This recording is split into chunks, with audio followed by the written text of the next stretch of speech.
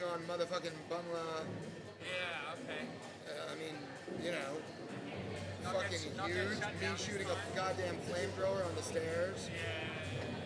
Choosing fucking rad shit to do, right? Kicking ass and taking names. Pissing excellence, Eugene. I mean, right? Getting shut down by the cops was already rad. Yes.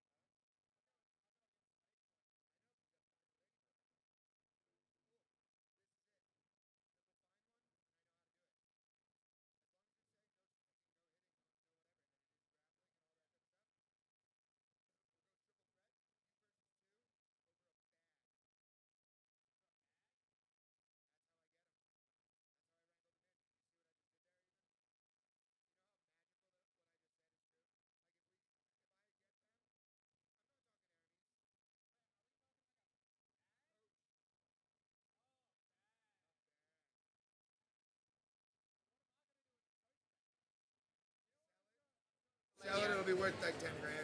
Yeah, well, I could give it to a lady. Yeah, or you could give it to a lady as a major present. Yeah. But it's the box, and the bag is inside the box, right? Oh.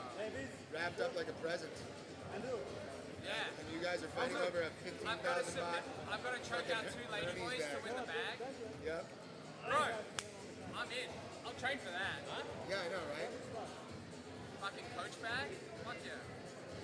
You know what I mean, right? Yeah. I mean, it's a great gimmick / idea that would Yeah, totally Jerry. work. Sign me up. Okay. Just make sure they're bigger than me, you know?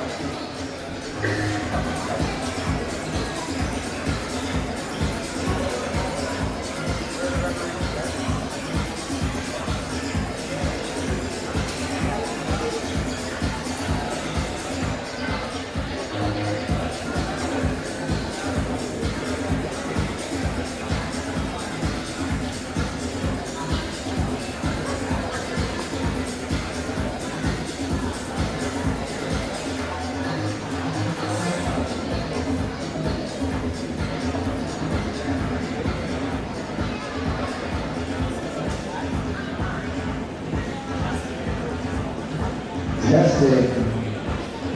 DJ. S Money. S Dirty. Survey Nice. On the ones and twos this evening. Ladies and gentlemen, a round of applause for the DJ for no reason. right? And he's clapping. And he's clapping. That man is going to make the vibe.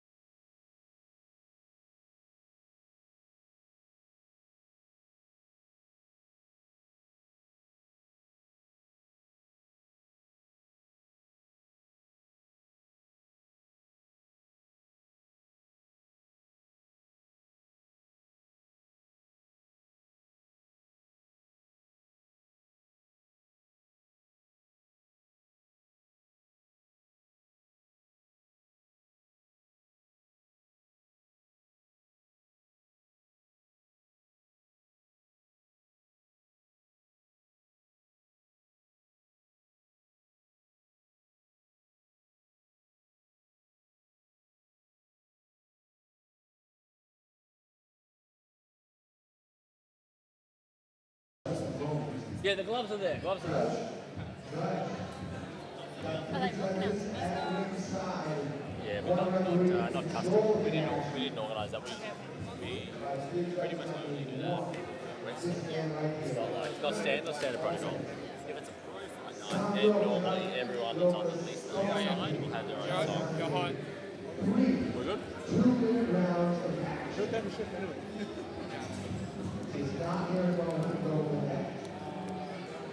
Ladies and gentlemen, you heard the man. John Nutt is on the hot mic. It is 3 2-minute rounds tonight. Headgear will be for at least for the first fights, and then as we get a little bit deeper into the card, I believe the headgear will come off for some exciting main and co-main event bouts. Okay. You can move it as much as you want, okay?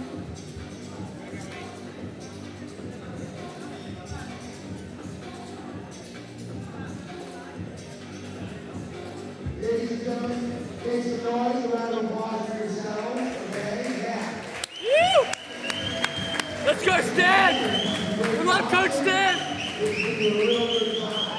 Before we get underway, we give a big thanks to the sponsors and partners for growing the game and supporting the sport that is the sweet side of the we love. So big round of applause for Trooper Eats, big round of applause for Regan, the song that is from, Crispy Bouquet, right? So, the professional boxing, Kid, who does love going to Kid, great strong experience, Fight Bouquet, and the Money Shop. These are the guys who are making it happen tonight. Right? And so, I will look into that camera, I will look into that camera, and we will get underway.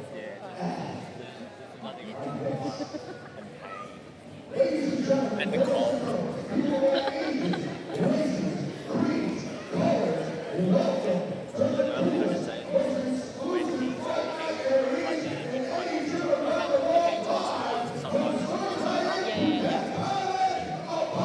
We're just having a conversation about what's going on. More conversation stuff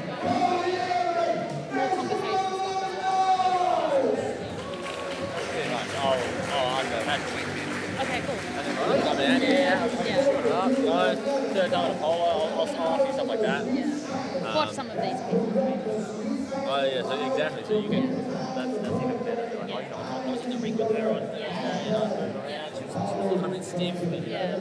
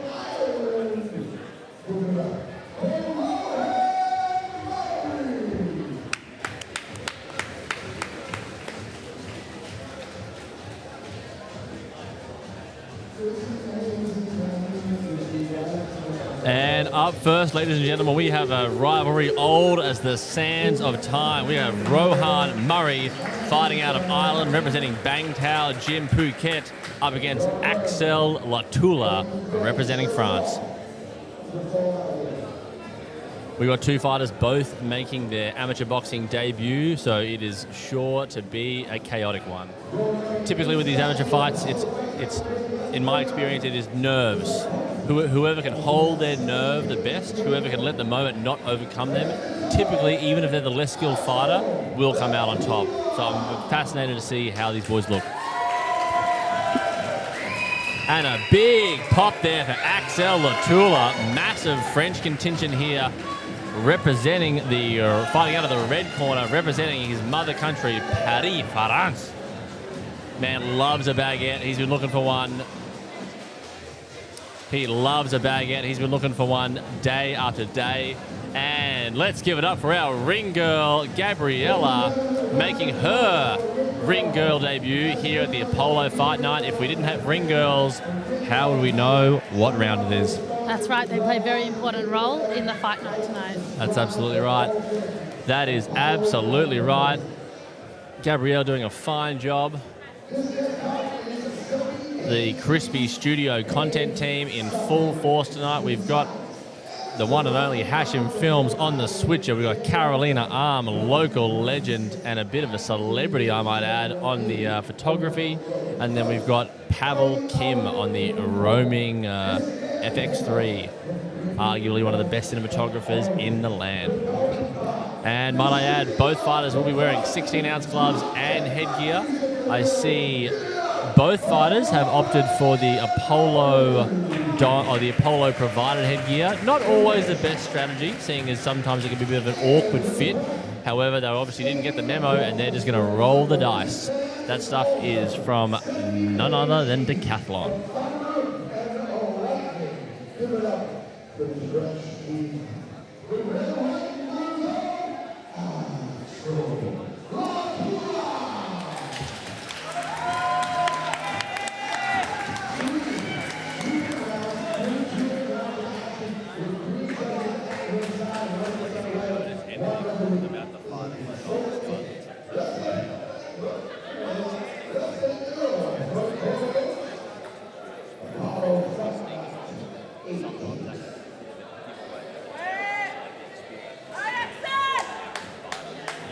Provide commentary on shit like that. Okay.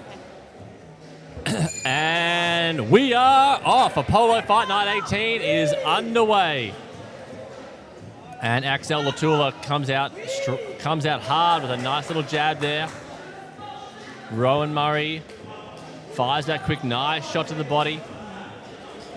Both fighters looking pretty composed for their first amateur fight.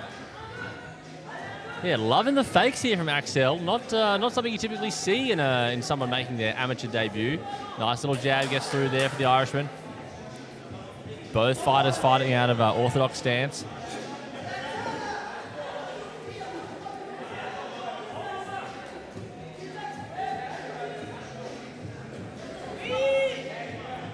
Axel clearly a very springy fighter, clearly very athletic. Got a bit of a spring in his step. Both fighters coming out pretty strong, very active. Yeah, you really tend to see that sort of thing in these amateur bouts. People just sort of throw caution to the wind. Like I was saying before about the composure element. You know, Axel throwing that jab and his right hand coming right down to his waistline. Not something you would see in a more experienced fighter, but yeah, clearly sort of showing his history.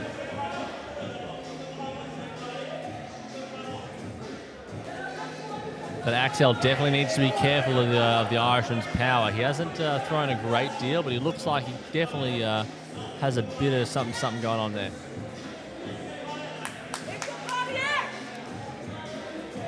Nice little jab there from Rowan. And a big swing and a miss there from Latula. Axel just throwing haymakers out there. Yes, the Irishman's looking quite relaxed and trying to pick his opportunities. And the final 10 seconds of the first round. And both fighters digging deep. Nice head movement there from Murray. Nice sportsmanship at the end as well. Yeah, you love to see a bit of... And you love to see a bit of sportsmanship here at the Apollo Stadium in Geelong. We love our amateur nights. We love our pro nights. Fun fact, ladies and gentlemen, we have the next Apollo Pro Night coming up this month, January 31st. So be sure to stay tuned to our socials for all the updates surrounding that. That's going to be a great night out. And let's give it up for our latest addition to the Apollo family, our ring girl, Gabriella. She's doing a fine job, isn't she? just killing life. Just out here doing the absolute most. Her mum's in the crowd, here to support her. Had a brief yarn of them earlier. Just a pair of absolute legends. Seconds out of the corner's keys.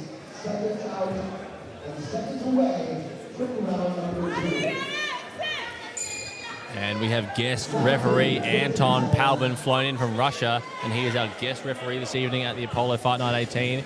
He has over 200 amateur fights experience, so it is not his first rodeo when it comes to being in the ring as a fighter and or a referee. Yes, we can be sure that the fighters will be very safe and taken care of tonight. Oh, absolutely. We take safety as our number one priority here, especially on these amateur fight nights. We have medical staff, medical team on hand. We have an ambulance sitting outside, and we have the best officials in the business. Big shots being thrown here by both fighters.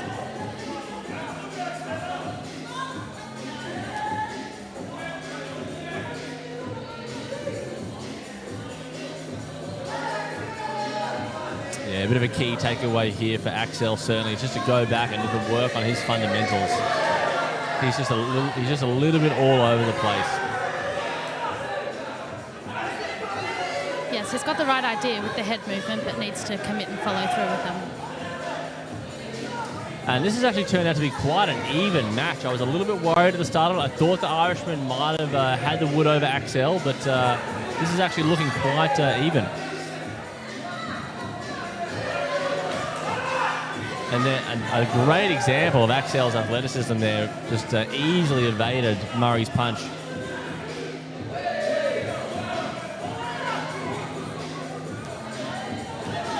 And again, styles makes fights. Murray seemingly not quite knowing what to do with Axel, with Lula's athleticism. Oh, and a big right hand there from Axel. You gotta love that. And Murray clearly didn't love that at all. He has come back firing. And again, both fighters having to adjust the headgear. Like I said earlier, the headgear is just a one-size-fits-all. So if it doesn't fit, it just doesn't fit. And Murray being the shorter fighter, he knows he needs to break the distance, coming in there hot and heavy. Yeah, absolutely. The both lads seem to be very willing to just sort of throw caution to the wind, but neither could really hit a barn door if it came for them at the moment.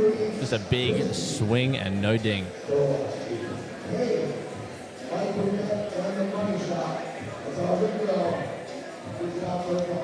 So Ariella, how's your week been? Oh, my week's been great. Thank you, Andrea. I had some awesome photos being taken of me today by your team, one and only. And yeah, training's been good. The weather's been amazing here in Thailand. Really no complaints. Yeah, you really picked an opportune time to come. Literally only 5 weeks ago, it was raining absolute cats and dogs. We had a huge downpour at the end of November, which is really uncharacteristic of this part of the world. But yeah, you picked a fine time to come. January, it is a little busier, don't get me wrong, but in terms of weather and training, fantastic. Yeah, and definitely the vibe at Apollo is amazing with so many people here. It can be crowded, but so much experience. Yeah, you're always making some kind of concession. You know, you come in low season and you've got the gym to yourself, you'll get more attention from the coaches, but you're not going to get as many looks. You know, you might not have as many sparring partners or people that you can move around with, but, you know, you come in high season, you might not get quite the attention if there's 50 people in a class, but you're going to get far better sparring. And the boys are absolutely going for it here in the third round. Back to the action. We've got about a minute and a half left. And this is really anyone's fight at the moment. This could be, honestly, this could end up being a draw. I wouldn't be surprised at all. This is going to be a really tough one for the judges to score. Both men fighting with absolute reckless abandon at this stage, just realizing there's only moments left in this bout and they have to get at least some kind of significant shot in. Ideally, they would drop their other opponent, get a little cheeky 10-8 round happening, because I really feel like a 10-8 would swing the tide for either fighter. Yes. Oh, nice shot there. Murray shakes that off, seemingly unfazed. Both fighters with their hands down, probably getting tired. I remember my first amateur fight, the last round was just, legs were shaking. Yeah, absolutely. And the humidity here, they are fighting in an absolute shed out here in Thailand. You cannot underestimate the humidity and just how thick the air gets after like a round or two. for their first fights, both fighters are doing an excellent job. Some big shots being thrown now. Yeah, you definitely can't question Axel's fitness level. Oh, this is a great conclusion to the third round. This fight has been an absolute nail-biter. A great way to kick off our 11-fight card here at Apollo Fight Night 18. And that is all she wrote, folks.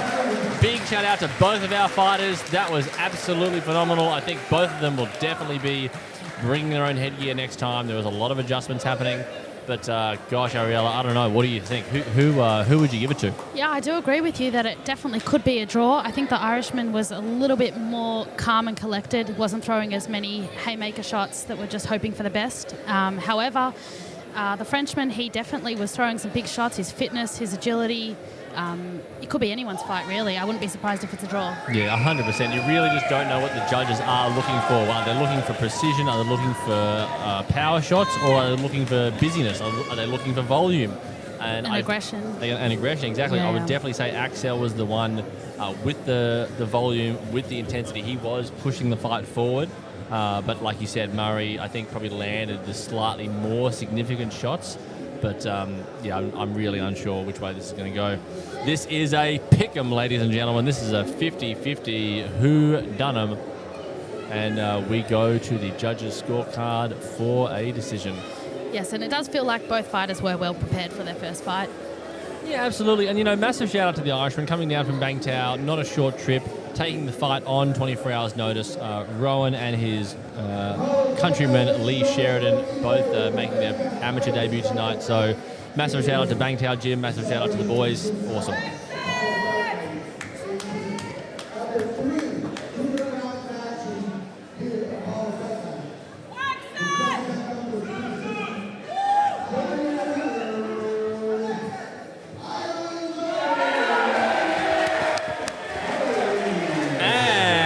Rowan Murray takes it home, and he is absolutely ecstatic. You can tell that meant a lot to him. He was stoked to take that W.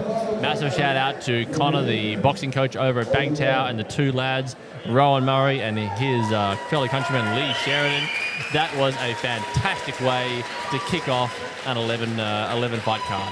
Definitely setting the standards high for these Absolutely. amateur fights.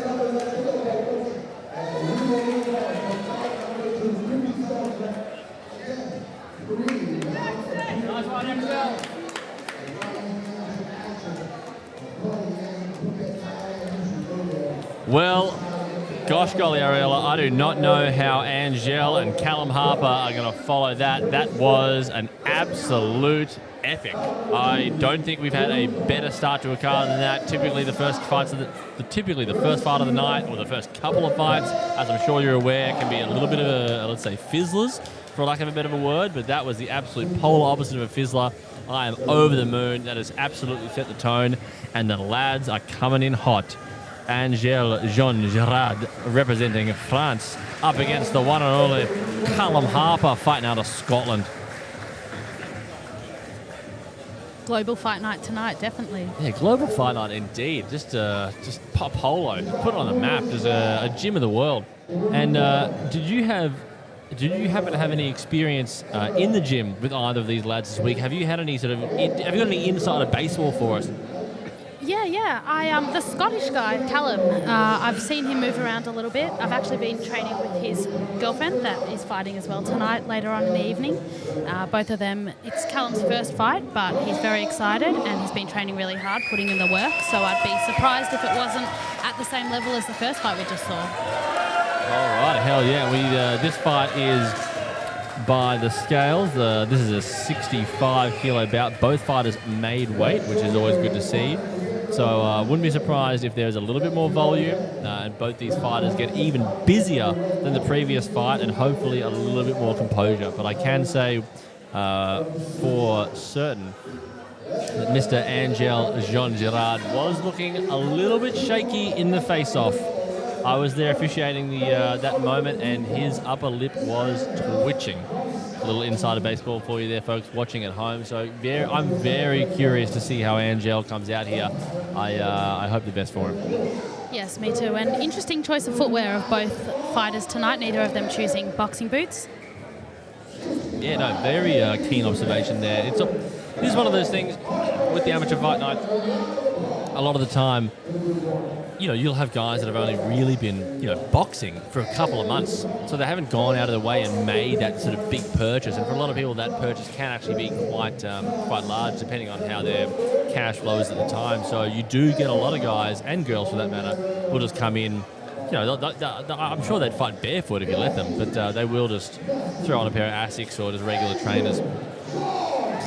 Yeah, I think it's important for them to feel comfortable as well, and if that's the footwear that they feel comfortable fighting in for their first fight, then so be it. It'll be interesting to see. Yeah, absolutely. You've just got to the corners just have to be hyper aware to not spill too much fluid and or water in the corners, which can tend to happen as fights get a little bit later into the rounds. But let's see how this plays out.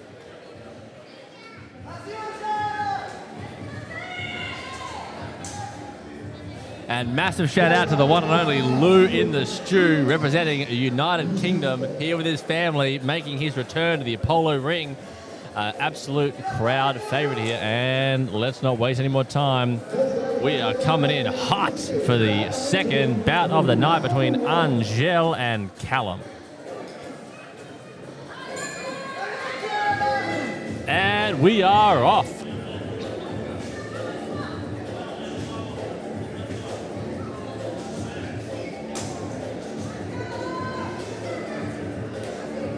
And Callum looking nice and composed there. He's sticking the jab out. Nothing of real consequence has landed so far. Both men just sort of feeling each other out.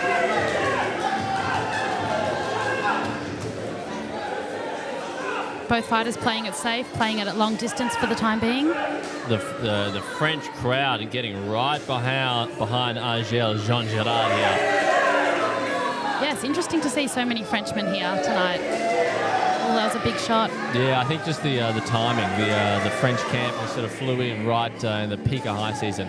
Not their first visit to Apollo, so they obviously had a cracking time last time they were here, and they came back in force in January. Yeah, our referee Anton doing a good job not letting the boys get too tight up there.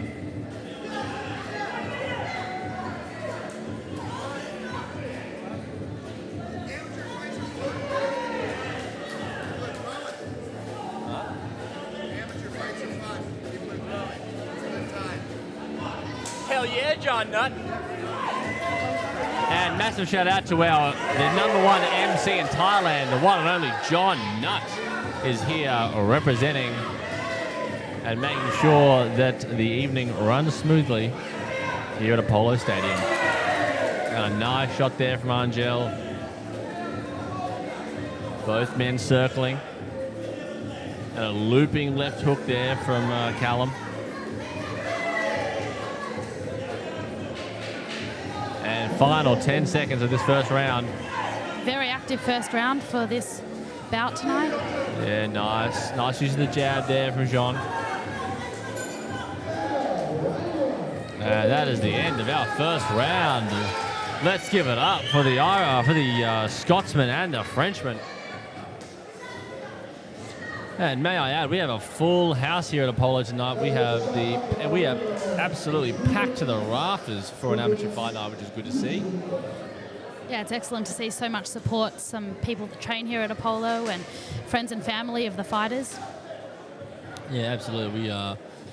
Events like this really rely on community support. We have a massive shout out to our sponsors who get behind each and every one of our events. We've got Trooper Eats providing the lovely catering, Siaming Tattoo, Cafe, Sauna and Spa, Crispy Studios, Star Love, and many, many more. Hot lineup of sponsors right there.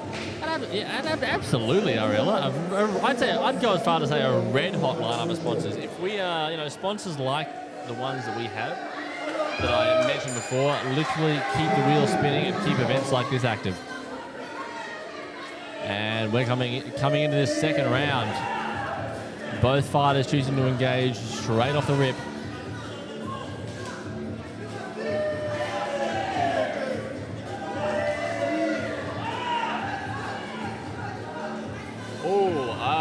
Okay, and we have a shoulder dislocation.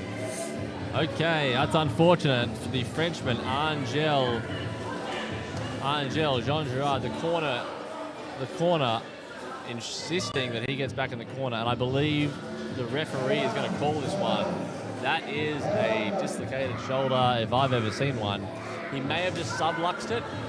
They really need to try and put that back in. And the fight is over. That is a wrap, ladies and gentlemen. Callum Harper will be named the victor.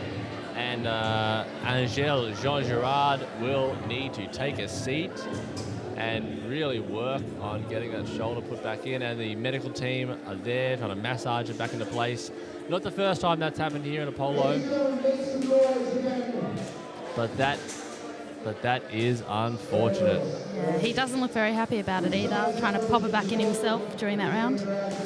No, I can empathise with the man. My shoulder subluxes at least once a year. I understand how painful that is, and it can take 30 seconds to a minute to pop back in. So, yeah, that's you hate to see it, especially on your amateur boxing debut. That's definitely the last thing you'd want, but unfortunately, that is how the cookie crumbles, and Callum Harper will be named the victor.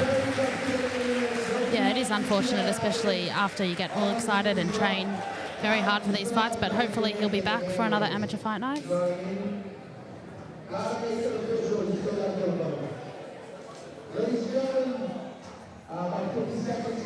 Yeah, Angel pleading with his corner that something probably could have been done, and then in reality, once the shoulder pops out, even if you pop it back in, it's going to pop out again later in the fight. So no, the referee Anton and the medical staff definitely made the right call there, and ensured that the fight was stopped, and Callum Harper will be named the victor. But an unfortunate start for the French. They've gone 0-2 in these first two fights, one via injury and one via split decision. But at the end of the day, that's boxing.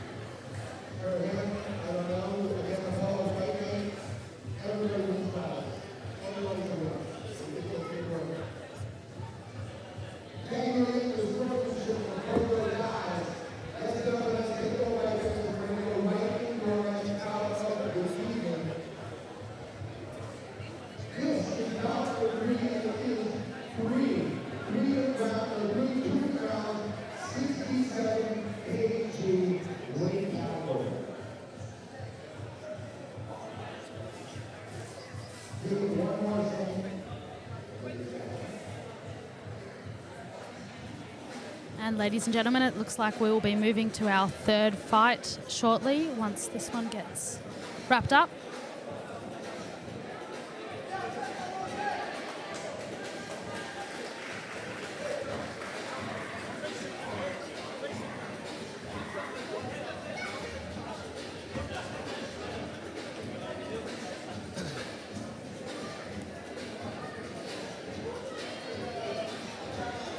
And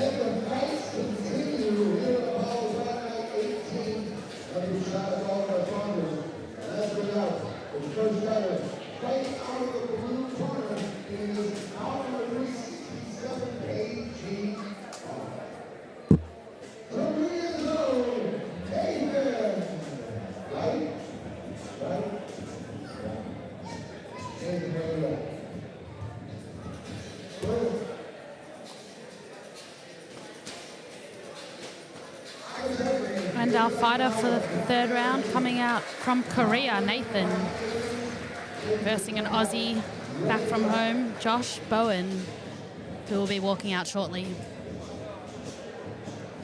Korea versus Australia. Something interesting to see here in Thailand.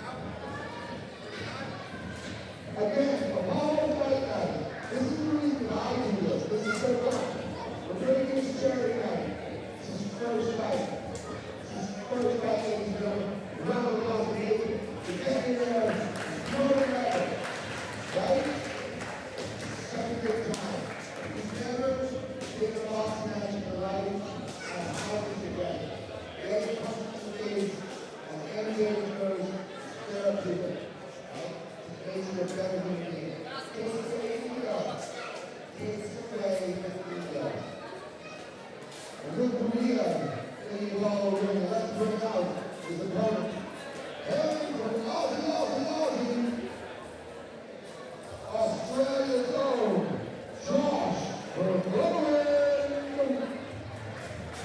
Very exciting to see an Aussie represented here at a polo fight night, amateur night. Absolutely, and talking about Aussies, not just any Aussie, but we have the one and only Josh Bowen making his amateur boxing debut, taking this fight on 24 hours notice. The Korean fighter Nathan, his opponent, pulled out very, very last minute. These boys definitely don't weigh 67 kilos. They both come in a little bit heavier. That is a typo. We apologise to all those watching from home. So this will be a 3-round fight, 2-minute rounds, 16-ounce gloves, and massive shout out to our ring girl Gabriella doing absolutely God's work out there. And Josh Bowen is a PT. He's a God-fearing man, and he is absolutely shredded, might I add. Looks like he's carved out of granite. Michelangelo could not have done a better job himself. But let's see what all that muscle could do for Mr. Bowen, because Nathan, our Korean friend in the blue corner, has something to say about that. Yeah, Nathan definitely coming in at the taller fighter, but Josh, very shredded, very ripped, so it'll be interesting to see how this fight rolls out. Korea, not that well known for its boxing prowess, not quite as strong as the Japanese boxing scene, but still, it's growing. Like MMA, like boxing, it's all coming up very quickly in these Asian countries. Thailand, in particular, boxing and MMA has grown exponentially in the past 5 years. So let's see what the boys have on offer. Again, keen observation. Let's have a look at the shoes. The Korean fighter opting for the all-white sneaks in a boxing fight. I probably wouldn't do that, to be honest. It typically means you don't think you can bleed when you're wearing all white. It is amateur boxing, don't get me wrong. There shouldn't be too many cuts unless there's an accidental head nudge or a busted-up nose. But Mr. Bowen definitely looks the goods. He's got the fancy wheels. He's got the 8-pack. He looks like he just walked out of some kind of, I don't know, supplement commercial or something. God damn. But let's see what he brings to the table. Fits the profile of the PT for sure. Oh, isn't he just? Wouldn't want to be trained by anyone else. No, God, you can't get trained by someone that's overweight or obese or doesn't look the part. Josh Bowen absolutely looks the part. Bit of a fun fact, bit of trivia there. He's spent several months out here in the past 2 years, and he's looking to potentially relocate out here on a more permanent basis if he can transfer a large portion of his clientele base online. Interesting, and kudos to him to taking this fight on such short notice, starting off by throwing some big shots there. No one really working the jab.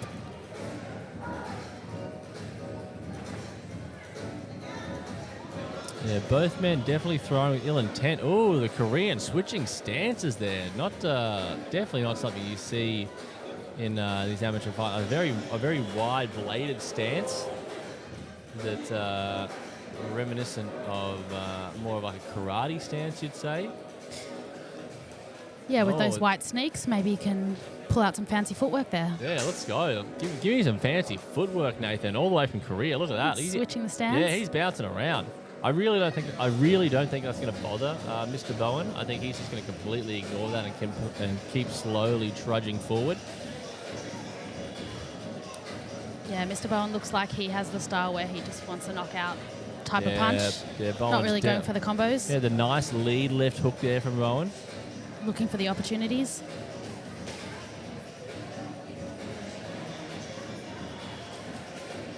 Yeah, and you got to think Nathan really needs to sit behind his jab here. The taller, longer fighter just needs to use that jab. Yep, stay active, jump around a little bit. And switching stances again, Nathan. He clearly thinks it's advantageous. But, walking around with his hands down as well. Yeah, absolutely. This brave fighter out there. I'd love to actually know how much boxing experience Nathan has. But that is the end of the first round, ladies and gentlemen, and it was an entertaining one. Like we said earlier, styles make fights, and these are two completely different styles. Mr. Bowen, definitely the more traditional boxing stance, coming forward, just not being overactive, not layering on the volume too heavy, but definitely looking for that knockout blow. Whereas conversely, Nathan is hopping around all over the place like a goddamn jackrabbit in there, throwing left, rights, and good nights to the cows come home. Really just unorthodox, I would say, would be the choice of words here to describe Nathan's approach. But it seems to be working out for him, so let's see what the boys can bring in the second round. Yep. And Andrew, what would you like to see from both fighters to really step this match up? I'd like to see a little bit more aggression from Nathan. No, sorry, apologies, from Josh. I'd like to see Mr. Bowen putting his foot on the gas a little bit more. I would be ignoring Nathan's unorthodox approach, and I'd be removing the distance. I'd be getting in his face, and I'd be trying to work to the body. I don't know if Mr. Bowen has that skill set. Like he is taking a lot of sort of like backward steps, which I wouldn't be advising if I was his corner. But he certainly must see something out there that we don't see, because he's obviously respecting whatever Nathan brings to the table. But in reality, I believe Josh should be trying to fight on the inside here and making it a dirty one. Oh, and a big shot there from Nathan. And Josh Bowen is down. And he's taking his time. He clearly wasn't out in his feet. He realized what was happening. Oh, okay, he is wobbly. Josh Bowen is wobbly, ladies and gentlemen. Nathan is going to have to jump all over this. Oh, and his corner's calling it. His corner's about to call it. And it is over. Wobbly legs. Yeah, wobbly legs. And the corner probably making the right decision there. It's a big shot from Nathan. Unexpected, but big shot. I'd love to catch that on the replay, because we didn't have the best angle of the shot, so I didn't get a clear look at it. Did you? No, I think it was an overhand or an uppercut.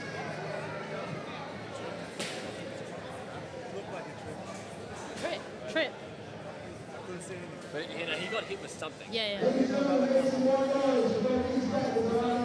And unfortunately, ladies and gentlemen, for the Australian, Josh Bowen, the Korean Nathan, the unorthodox Korean reigns supreme, and the winner goes to the blue corner.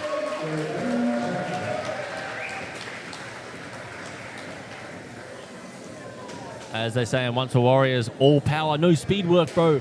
And unfortunately, Nathan, fighting out of Korea, takes home the W. Don't forget our sponsor prize packs and the relevant medals. They are extremely important. And I'm here with the one and only Ariella Grunfeld as we pose, or pretend not to pose, for what's supposed to be a candid photo. But we're going to sit here and pretend like nothing's happening. Yeah, just have some light conversation while we get some photos taken. Absolutely. By the one and only best team out here. Represent Crispy Studio. And ladies and gentlemen, we are moving into our fourth bout of this evening.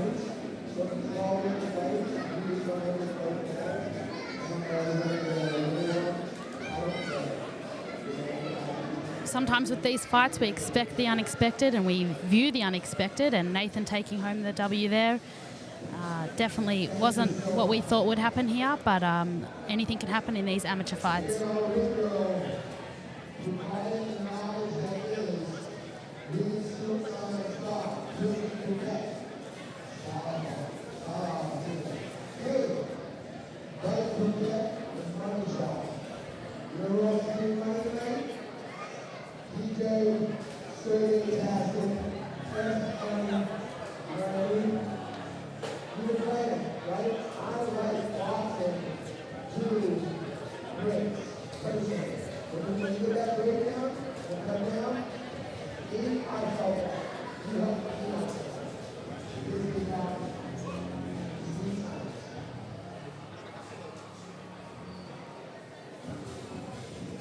And ladies and gentlemen, we are moving into our fourth fight of this evening. Two females, our first female fight tonight, and it's going to be an exciting one. We've got another Scottish fighter against a Thai fighter.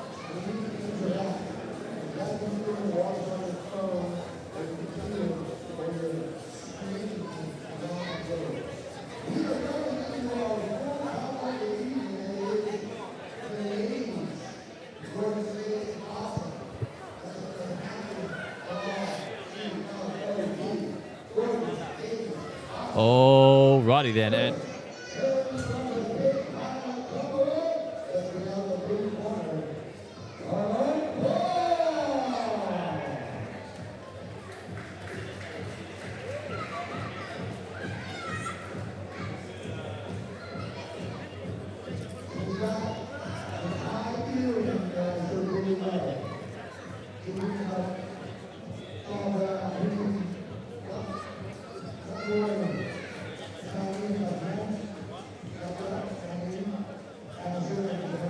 Alrighty, ladies and gentlemen, we are back live for the fourth fight of the evening.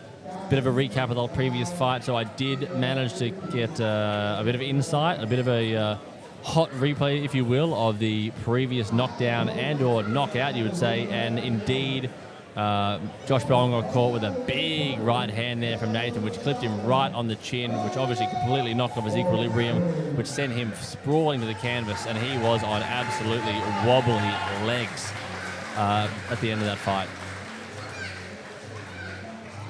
And now our first and only Thai representative of the evening, which is an absolute shocker, but definitely a good one. We have Daria Ogston representing Scotland up against Kaneka from the home turf mother country of Thailand. Sawadee Cup, thank you very much. I'm very excited for this fight, Andrew. I've been training a little bit with Daria. I've seen her move around, and yeah, she's one to look out for sure. All right, we've got a bit of inside baseball for you, ladies and gentlemen, watching from home. Daria Ogston, potentially one to look out for. Kaneka could be in for a long night or a short one, depending on how you look at things. But yeah, I'm equally as excited. Daria Ogston, I did also manage to catch a couple of rounds of hers in the gym, and representing Scotland, let's see what she's got to bring to the table.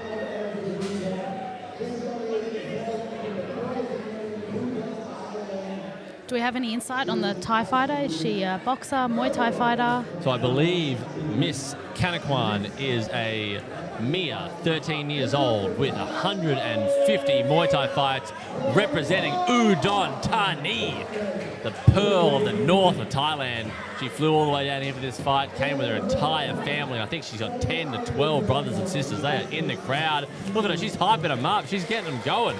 Kaneka doing the absolute most out here. I think she's wearing Converse or some fake knockoffs, something cheap. Vans. God forbid, Vans. You heard it here first, ladies and gentlemen. Kaneka is laxing in that corner, rocking some Vans, and she is absolutely chomping at the bit to take it to Daria Ogston, fighting out of Scotland. And all the best. All the best for both ladies.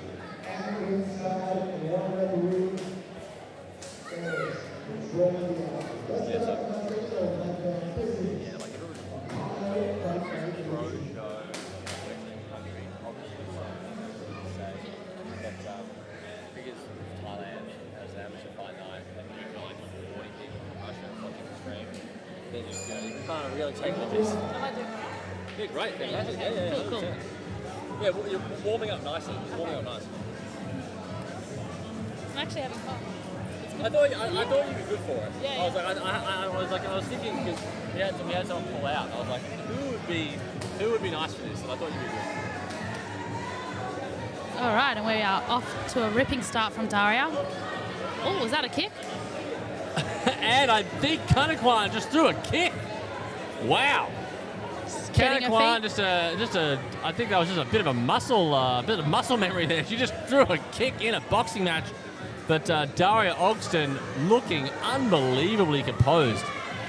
Do we have any intel? Is this Daria's first fight? No, it's not Daria's first fight. She has had, I believe, about 14, I could be wrong, but some amateur fights back in Scotland, and she's training for another one in a few weeks' time as well. And she was buzzing to take this fight on board as well. Oh, wow. Well, Daria Ogston is going to absolutely tear this girl to shreds. Yeah, Kaneka is just curling up in the corner. She doesn't want an absolute bar of this. This is not going to make it out of the first round. Her corner barking at her to do something. But, Daria looking very composed and ready to go, ready for anything, really. Absolutely. Daria is ready to just tear the absolute house down. There is, I can tell you for free, folks, there is absolutely zero boxing skill and or experience with Kaneka. She is just in there with a lamb to the slaughter.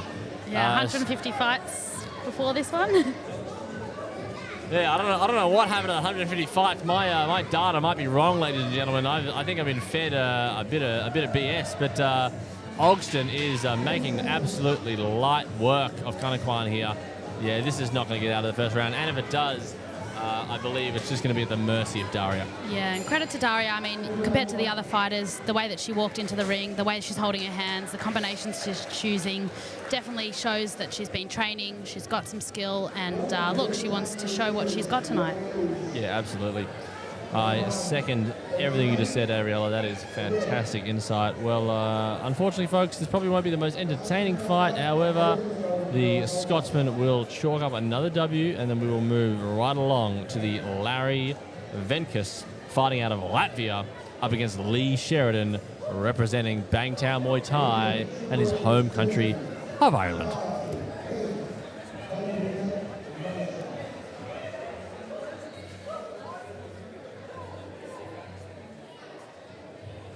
And as I said before, Kanekwan's whole family is in her corner, and they are absolutely barking orders at her, telling her that she is not going to get pad thai for a week if she doesn't put in at least a half-decent effort coming into this second round. And you know what? I heard on the grapevine that she absolutely loves a good mango sticky rice, and her father just told her, you will not get any until 2027 unless you pick up your socks and get in there and throw caution to the wind, which let's, for you watching from home, folks, let's hope she does. Yeah, I love a good mango sticky rice. And she's thrown another kick. Oh, Kanekwan. Just absolutely zero F's given. And Ogston is obviously coming in for the kill here. She wants to get her out of here. It's really not going to take much. I think Kanekwan's going to fall over at the drop of a hat. Oh, she ate that. Big right hand there. A big right hand there from Daria. Headgear flopping all over the place. Oh, but she's got the Fairtex headgear on. I wonder who gave that to her. No, Daria not really loading up. Just sort of giving her the old pitter-patter. Going more for a volume strategy there, not really hitting her with anything too crazy. Daria clearly happy to just get a bit of work in, just get some rounds in, get that ring experience, because it's not just the fight itself, it's everything that goes into stepping into the ring, the prep, the mental game, the fortitude, the calmness, the meditation you do beforehand, the self-talk. It's everything that goes into the pageantry of just stepping into the ring and then actually getting in there. Daria clearly wants to make the most of this opportunity. Yeah, that's right. And she's showing some beautiful skill there.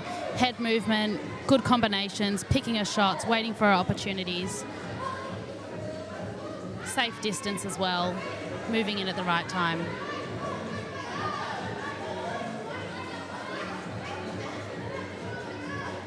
Different sort of entertainment that we'd expect, I think, from an amateur fight night, but still entertaining.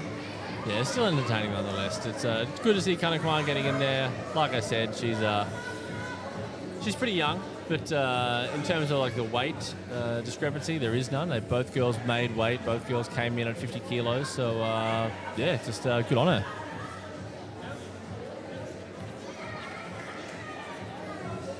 Yeah, Kanekwan happy to try and smother Daria here, but I'm sure Daria would not hesitate to get her out of there. Just enjoying Daria's footwork, the head movement. She's just very elusive, very light on her feet, clearly very composed. Yeah, I think she's got an exciting career ahead. I'm not sure how old she is, but I think she's quite young, so definitely more fights. She's got such a positive energy when it comes to boxing and willing to take on anything, so it's exciting to see her grow.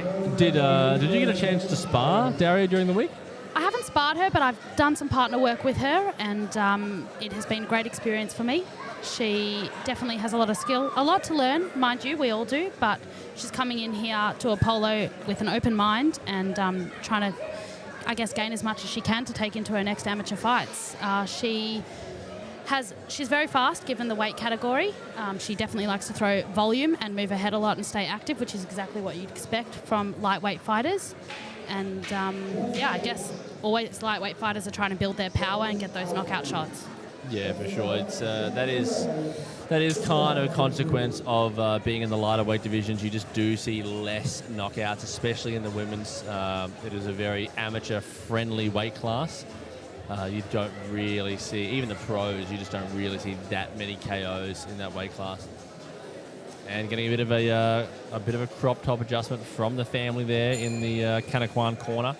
And the third and final round here in our fourth bout of the evening. This is a ladies' bout. Oh, and a nice jab sneaks through there from Daria.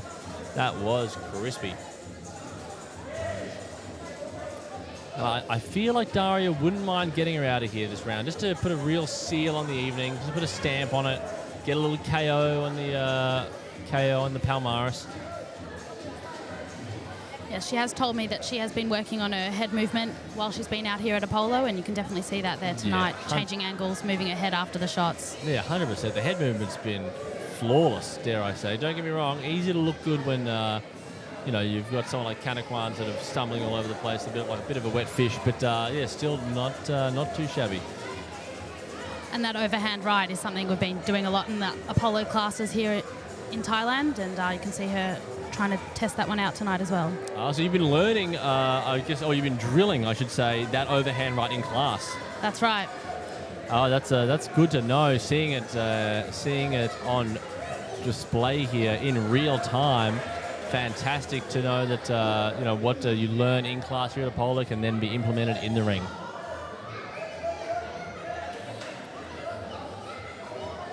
Interesting footwork from the Thai fighter here. Yeah, Kaneka's footwork, looking a bit like a gin's breakfast, hitting it with an overhead hammer fist before, which Daria clearly didn't take too kindly to. She's now working the body, getting in there tight, just popping that jab, hands super low. Oh, nice 1-2 there from Daria.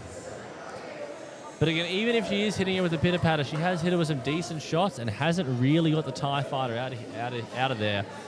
Real testament to these Thai fighters. They're going to be tougher than old boots at the best of times. So I believe this is going to go to the scorecards. This will be a unanimous decision to the Scotsman. And Daria Ogston is going to walk away with the victory.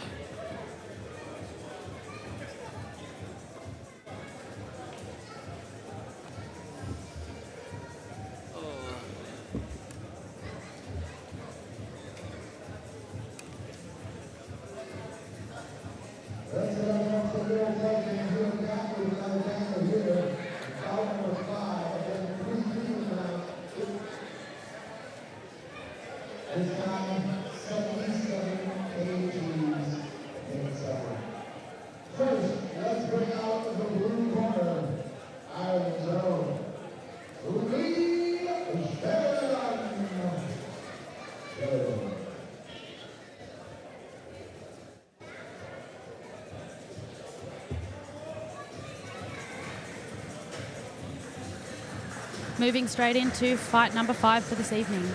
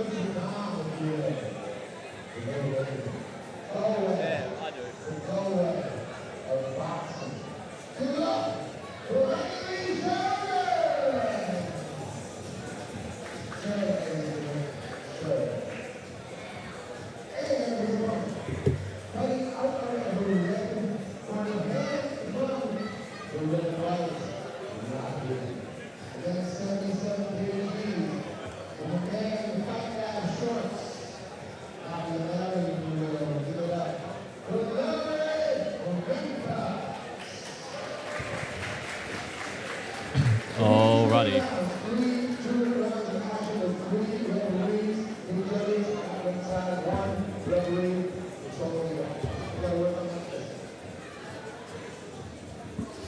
Alrighty, ladies and gentlemen, and our fifth fight of the night, Latvia versus Ireland. Larry Venkus up against Lee Sheridan is coming to you now. Fighting out of a polo stadium.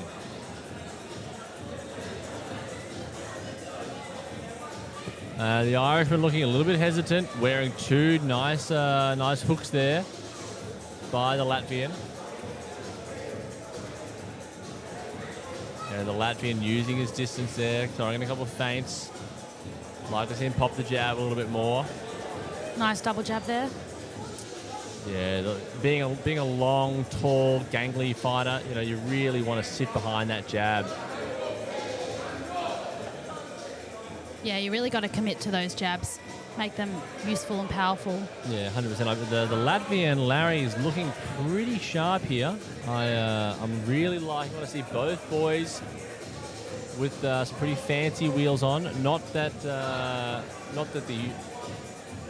shoe attire should be any real indication of skill or prowess, but just important to note. Both boys have invested, and I believe both boys are also wearing a polo provided headgear. So that also says to me that they don't have their own headgear. Maybe they don't wear it in sparring. Maybe they don't spar too much. But it's looking fairly even so far, which is good. Yeah, both boys throwing some nice straight shots there. I'd like to see a little bit more uppercuts, maybe some overhands, given they have long limbs. Yeah, absolutely. But they can mix it up, go head body. Some body work would be nice. But this is definitely the most composed fight I think we've seen of the evening. Unsure how many fights Larry's got in the bank, but as far as I'm aware, this is Mr. Sheridan's boxing debut. But yeah, he's looking not too shabby. Yeah, both fighters seem very composed in there and choosing their opportunities.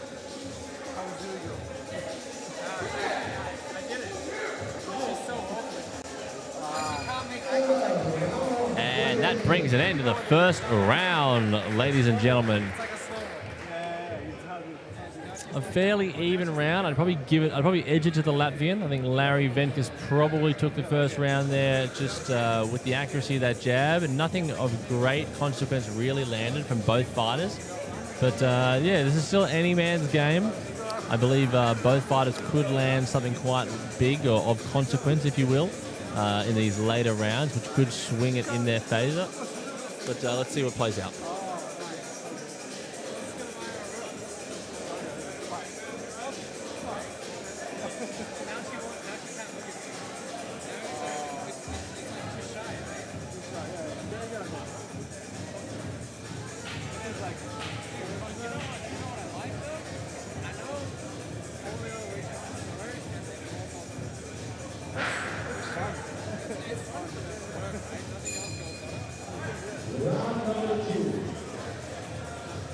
I'd love to know what the corners said to either fighter there. Surely, oh, a nice left hook there from the Latvian. Oh, and ripping to the body from the Irishman. 2 rips to the body. Some good cornering from Connor and the boys in Bangtao.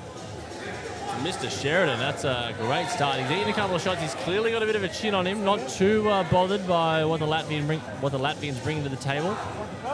Yeah, nice jab there. Very nice jab with the head movement as well. Get off the line. The Irishman shooting for the uppercut. I'd like to see... Sheridan needs to set some of these shots up with a jab, with a bit something else. He's just sort of coming in willy-nilly with the uppercut, just coming in with the hook. Yeah, there you go, better double jab there. Yeah, it'd be nice to see double jab, change angles, and then an uppercut or a shot to the body. Perfect setup for them.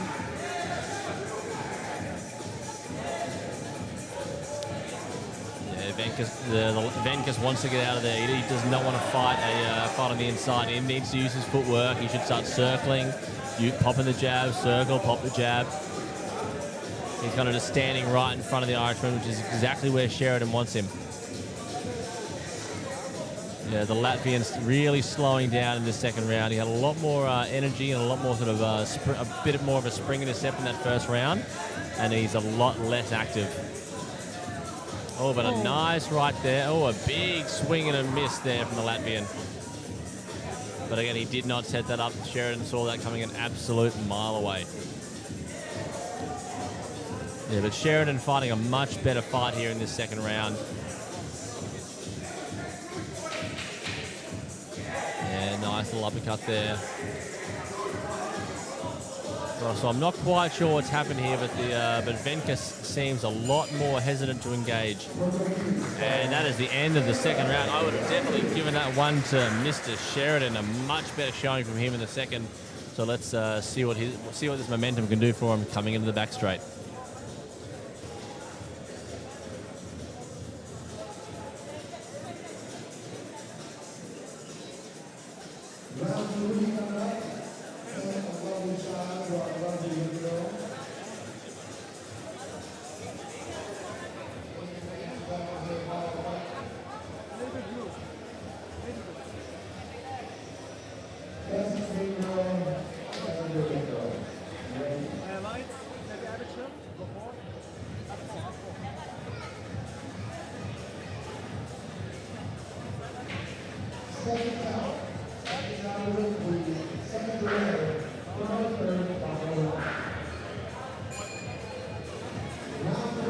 And our third and final round. I believe this is one apiece going into the third.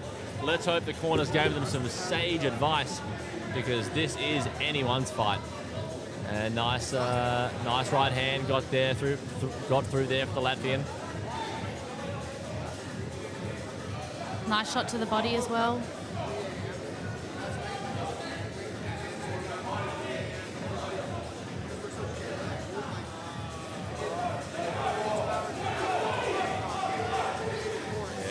Sheridan pressing the issue here, coming forward, pinning the Latvian up against the ropes, Keeping the pressure on, unloading on him. Which is exactly what Sheridan needs to be doing here. He needs to be piling on the pressure, pressing forward.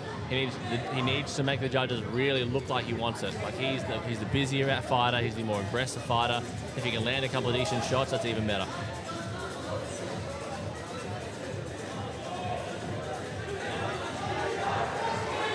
Yeah, nice there from Sheridan. Both boys starting to really unload here.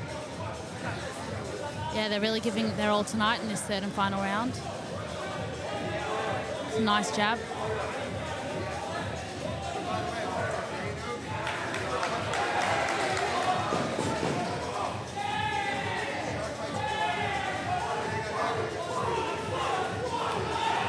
Yeah, nice rips to the body there from Sheridan. Really carrying that momentum from the second round into this third round. The Latvian slowed considerably after that first round. Don't get me wrong, this is still anyone's game, but just loving what I'm seeing here from Sheridan in the home stretch. Oh, big right hand there from the Latvian. And the final 10 seconds, time to bite down on your mouthpiece and give it all you got. And a very evenly matched fight there. That Sheridan may have edged it in that third and final round. I thought he was looking a little despondent, a little flat in that first, but he just needed to come alive that second and third. Yeah, sometimes takes the first round to shake off the cobwebs and get comfortable in the ring. Yeah, absolutely. Let's go to the judges' scorecard for the final decision.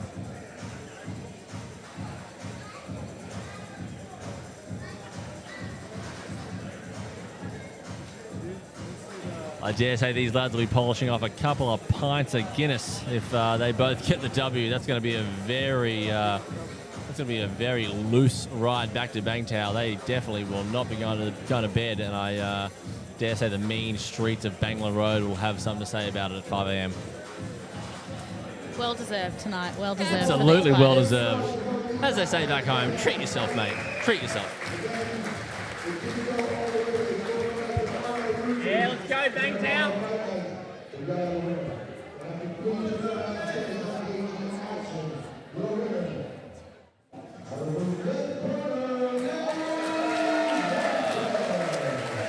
That's a very close call there. Very close call. I really feel like that could have gone either way, but in the end, the precision, the timing, the jab of the Latvian really brought Larry Venkus home in a very close 77-kilo bout. Props to Lee Sheridan. Props to Bangkok Jip.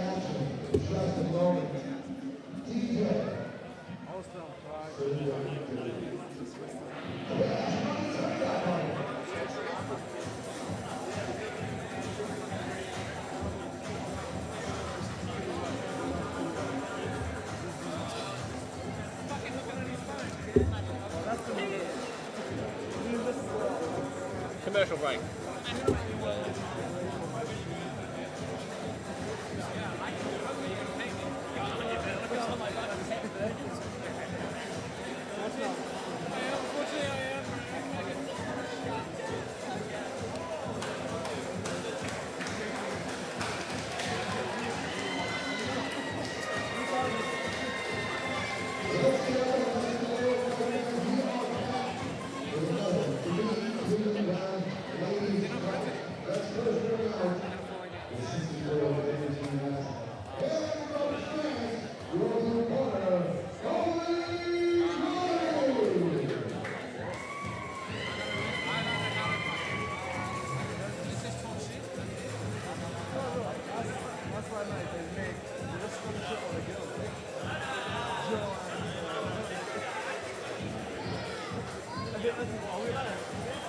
I tried to get Lula's mother, and apparently his mother's really shy.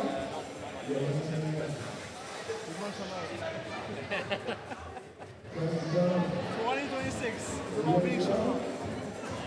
We're Charlotte now.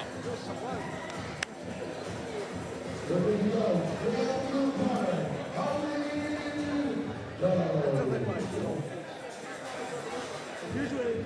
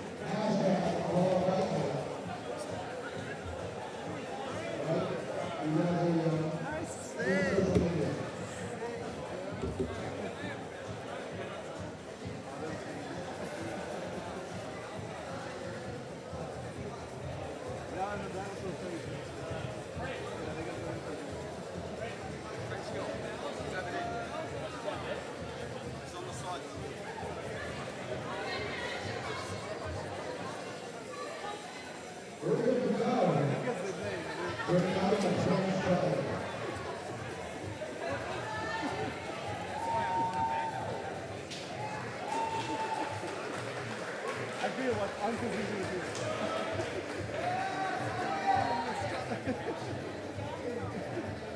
Is this the one fighting the fucking 13 year old? No. Maybe. Like, we only have two videos.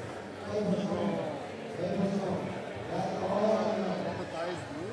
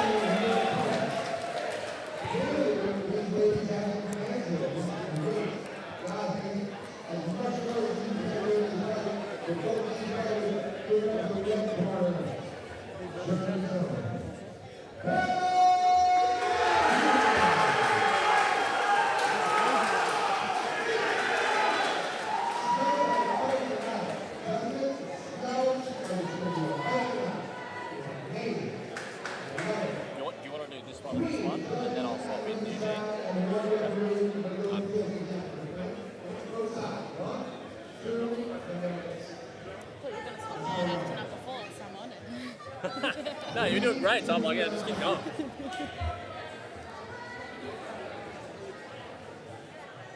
Yeah, I think this French girl's about to get her ass. I think this French girl is. Alrighty, ladies and gentlemen, our 6th bout of the evening. This is going to be interesting. Yeah, an exciting fight. Another female fight. Yeah, another female fight. You got Hannah Martinez with getting an absolute roaring, a standing ovation from the crowd as she made her walk. But Hoblin Jerei is ready to throw caution to the wind and get after it. Got a southpaw versus an orthodox as well. Yeah, very good observation there. Both girls coming in hot, throwing a lot of shots, big combinations, and powerful ones, it looks like. Yeah, Martinez fighting out of Australia, even though her flag says Germany. She looks like she's got a bit of experience. This is definitely not her first rodeo. I can't recall exactly how many fights Hoblin has had, but yeah, Martinez looking good here in the first.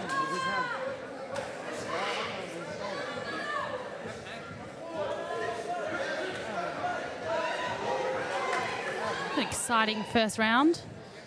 I've done a little bit of work with the French girl in the Apollo classes here, and she's definitely been putting in the work.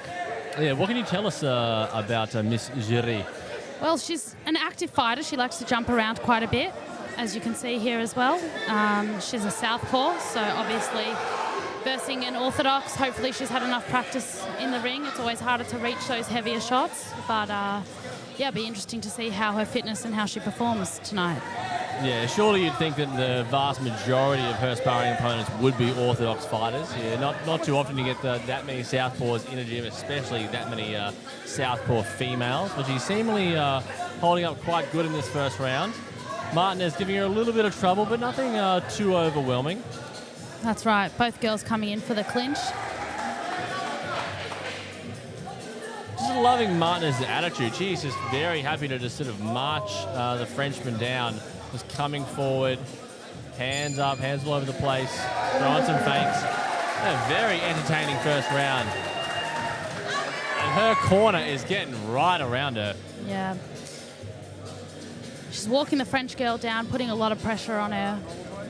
Exactly what she should be doing. Yeah, exactly. If you don't have experience, if you don't have a lot of experience in the ring, fighting moving backwards is a skill in its own, and it is very, very difficult. So if you've got a girl or a guy or anyone for that matter that's just getting in your face, relentlessly coming forward, it can be a very, very long night.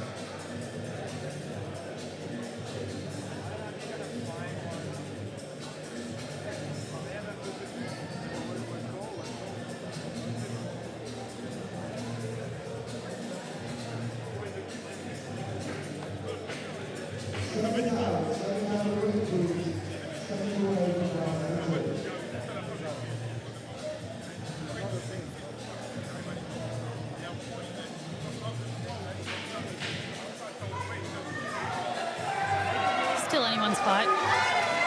Yeah, absolutely still anyone's fight. I wonder what these crowd reactions for Martinez is going to do for the judges.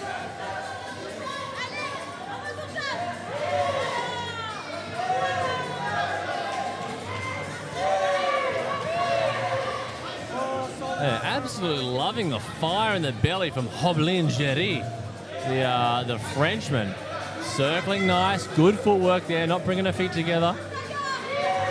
And I, like you said earlier, I believe the fact that Hoblin is a southpaw is actually giving Martinez a few question marks. Yeah, she's much more calm and collected this round, picking her opportunities, putting on a really good performance.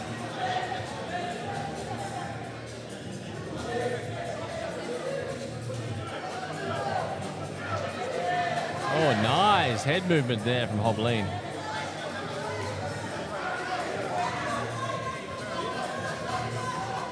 Hoblin with a very experienced corner, Lucy Berthaud in her corner, a very famous French MMA fighter, I believe fought for Bellator and potentially for the UFC. And nice shot there from Hoblin. Lovely backhand shot there, and moving out and using her head movement as well, being the shorter fighter, it's really important. Last 10 seconds here, folks. And nice shot there from the French. Lovely movement from her. Very intentional.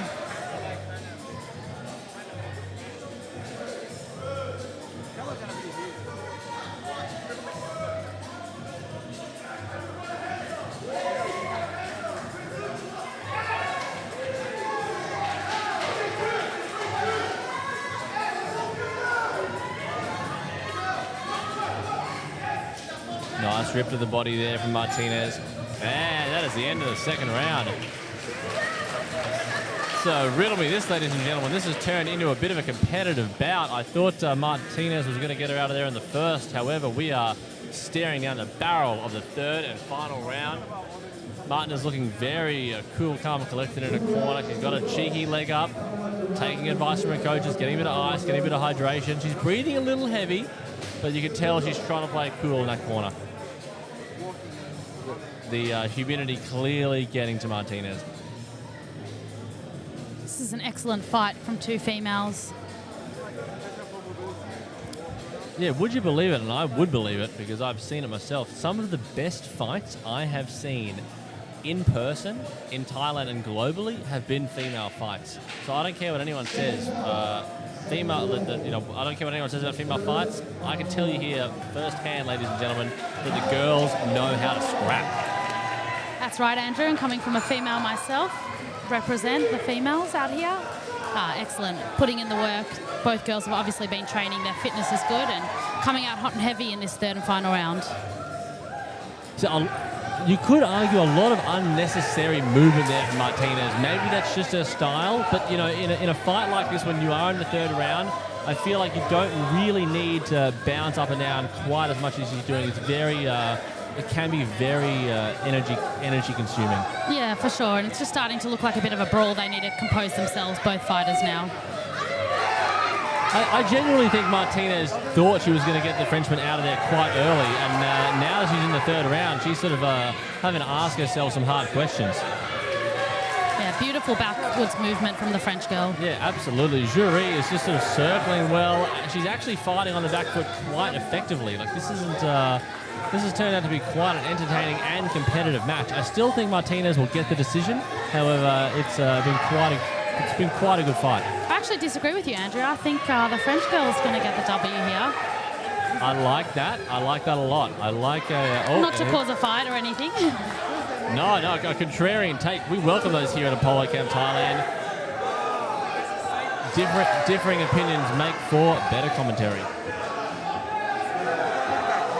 And the crowd on their feet, giving it absolutely everything, cheering these girls on. Martinez clearly getting frustrated with, and Jerei with the jab.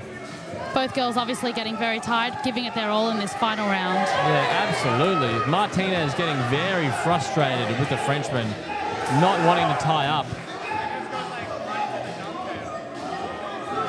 But I think excellent strategy there from Jerei.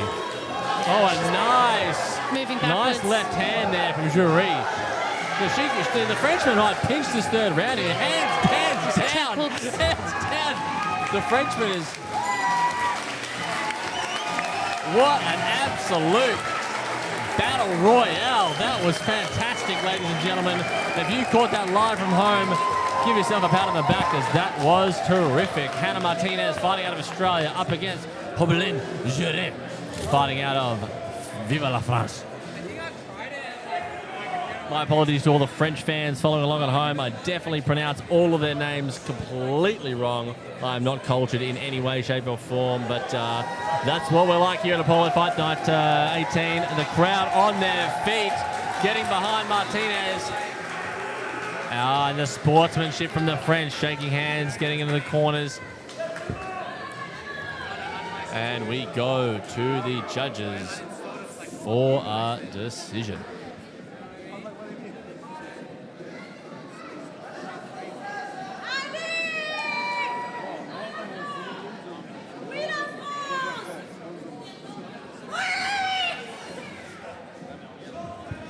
Vive la France! Oh, you're going to love the passion from the Frenchies. Still can't believe how many French people there are here. It's quite amazing to I feel see. like we're overrun. The last time we had the gym where the Russians were outweighed. I honestly couldn't tell you the last time. Probably the opening night when we had more Australians here, but the French have absolutely taken over Apollo Gym, and they are littered throughout this fight card.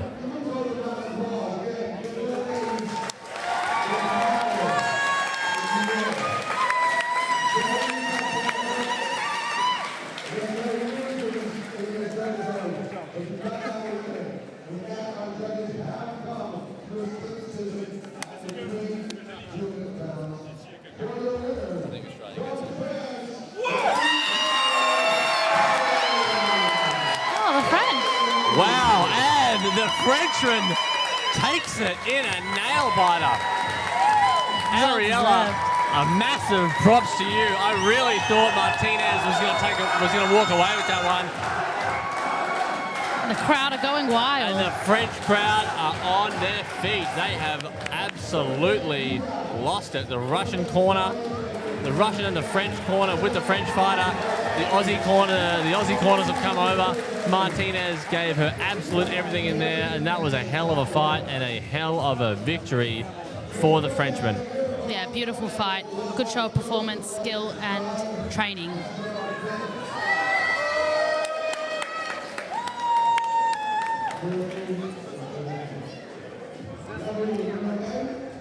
Wow, that was entertaining, to say the very least. A massive shout out to both girls. Hannah Martinez fighting out of Australia.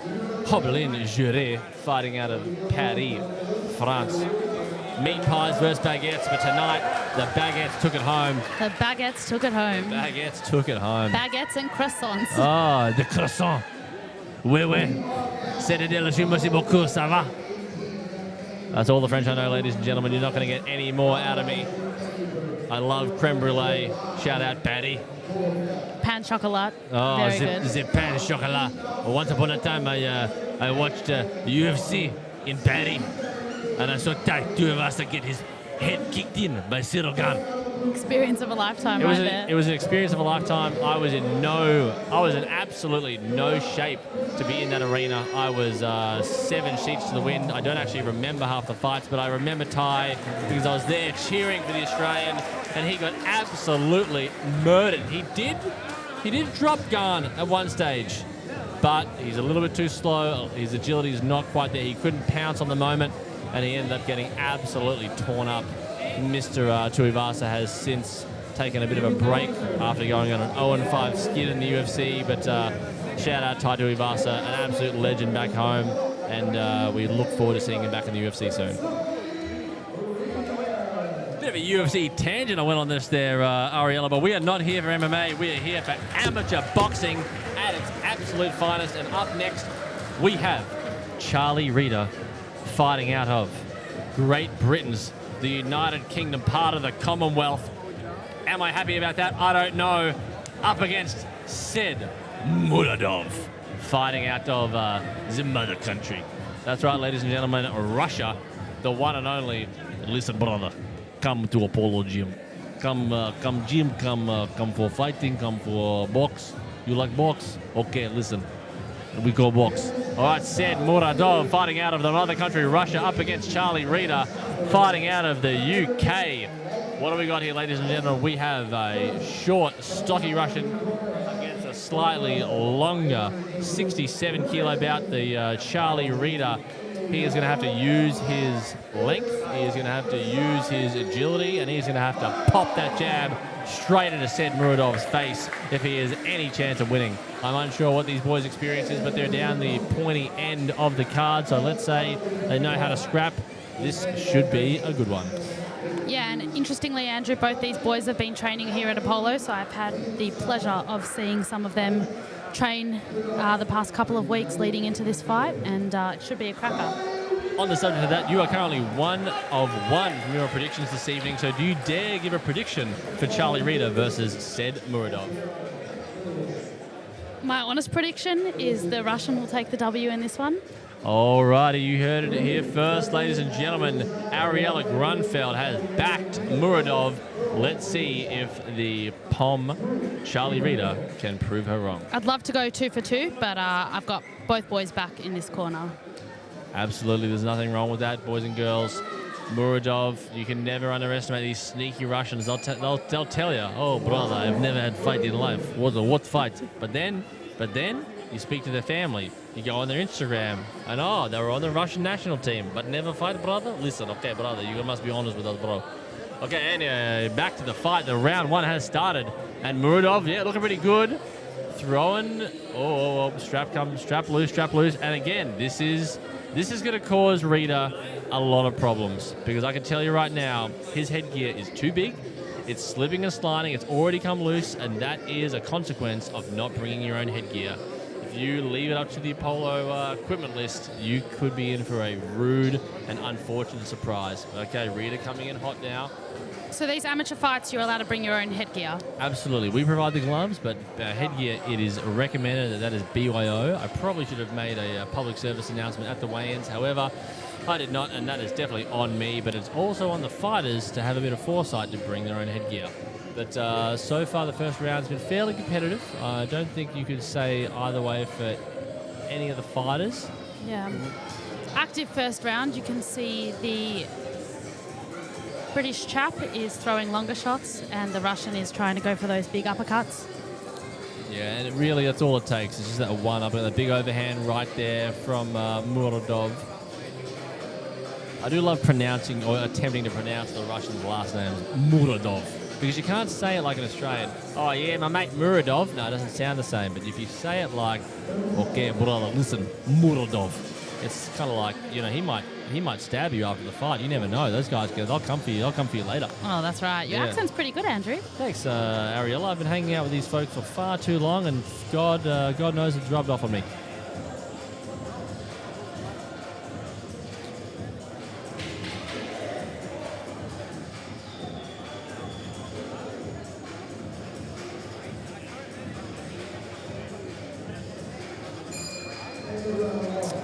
That is the end of the first round. Fairly even. Fairly even, yeah. Yeah, definitely fairly even. Well, what do we call those, Ariella? You call that a pick'em. That's a pick'em round. Yeah, Could go either way. Tough one for the judges, but definitely, I didn't quite see enough to say definitively how this fight's going to play out. I think it's still a who's who out there. But, just to play devil's advocate, I'm going to support Rita here. I want the Englishman to win. And Ariella is backing Muradov. Bit of friendly competitiveness here in the commentary box here at Apollo Fight Night 18. Absolutely. Love a bit of that. We'll see everyone at the after party. 2 Aussies going at it. Yeah, that's it. There's a battle of the sexes out here in Thailand. God knows how we got here. I took a wrong turn. The Russians kidnapped me, actually. I was on the way back through Australia, and they hijacked my plane. Oh, that's a shame. Oh, God. Help me. Is that a cry for help, Andrew? Yes, it is. Oh, God. I'm here for you. I'll take you back to Australia in my suitcase. I'm here under duress for anyone listening from home. All right, and back to round 2 of this fight. Back to the action.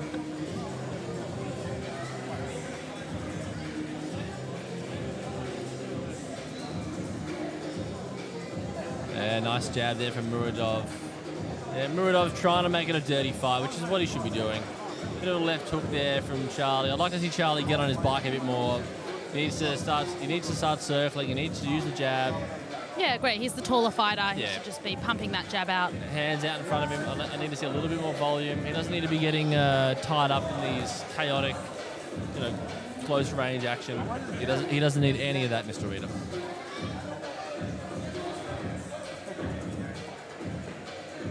But yeah, I'm not seeing a great deal of a fundamental sort of basic boxing skill level here from Rita. He's really kind of just sort of allowing himself to stand in front of Muradov and just sort of throw, I guess, whatever sort of feels natural to him. Yeah, kudos to these boys, though. Getting in the ring, it's not easy, and the lights, the action, the crowds. The pressure. The pressure, that's right. You could never underestimate the pressure. Now, we take our hats off and all the respect in the world to anyone and everyone that gets in the ring. A little bit of a late shot there, caught Rita by surprise, but you got to keep your hands up, Rita. Okay, this is a boxing bout, and he is trying to take your head off. But yeah, a massive respect to these two boys and everyone that comes down for the Apollo Fight Night series. We are absolutely honoured, and it is a privilege to put on these nights and to have gentlemen like this throw down. Yeah, Rita threw a good one too just then, and it'd be nice to see a little bit more from him of those straight shots. I'm gonna go ahead and agree with you there, Ariel. I believe Muradov is definitely ahead here, and Rita's gonna need something big in this third and final round. And we've got an interesting breakup. We've got Naja, the newest member to the Apollo Pro team. 75 kickboxing fights, 1 bare knuckle FC appearance, and a 5-0 by a pro boxer, fighting out of Serbia, and also now fighting out of Apollo Camp Thailand. She is in the corner for the Englishman, whereas the Russians have stuck to themselves, and he's got a Min, a 5-1 pro, and a 300 fight amateur experience champion with Coach Artem. He's one of our head coaches here in the boxing department, and they are officiating for Muradov. And we are live here at Apollo Fight Night 18 for our third and final round of our 7th bout of the evening, 7 out of 11. Maybe I'll head there later and get myself a snack. Love a little late night 7-Eleven run. Oh, just don't we just? The 7-Elevens out here are just fantastic. I was in Japan the other month, and the 7-Elevens there were just on another level, another tier. It's like a religion over there, but they're very good here also.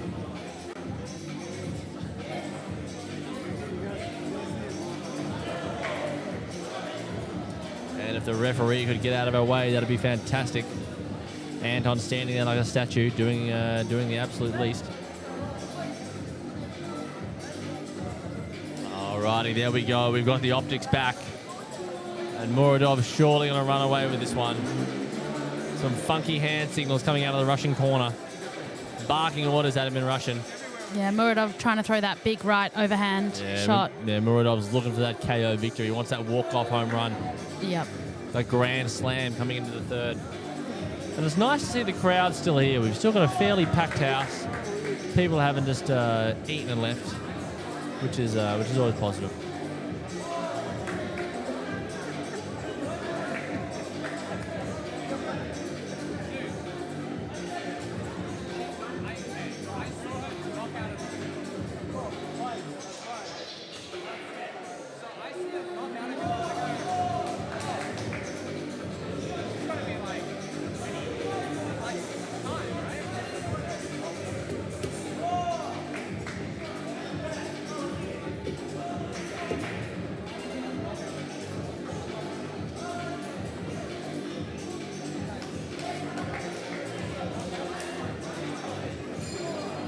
Oh, and that was a nice lead hook there to finish it off for the third and final round of this bout. And are you sticking to your original prediction there, Miss Grunfeld? Yeah, Andrew, I think I am. I did see a good performance from the Russian corner. Head movement, bigger shots. It was a brawl, and credit to both guys, but yeah, I'm sticking with my predictions. And you know what, Ariella? I believe your prediction is probably going to come true. You are the soothsayer of the evening. Sportsbet would definitely get you on payroll to help pick these matches. But there can only be one winner. Obviously in the wrong career path then. Yeah, absolutely. And we go to the judges' scorecard for a decision.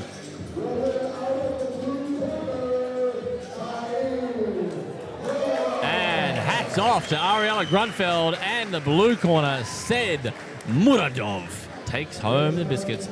And I would like to take this opportunity to thank Ariella Grunfeld for jumping in the commentary box today on 2 hours notice. A very bold move, having absolutely zero commentary experience whatsoever, but I believe you've done a fantastic job, and you've done the country of Australia and your hometown of Melbourne very proud. I believe you have a bright future in the boxing commentary game, and we look forward to seeing you here again at Apollo Camp Thailand. Amazing. Thanks so much for having me, Andrew. It's been a great experience. Yippee-ki-yay, Apollo fans. We're here at Apollo Fight Night 18. Shout out to Carolina the best in the business, representing Crispy Studio, representing Bangtown Muay Thai, and Mini Hart.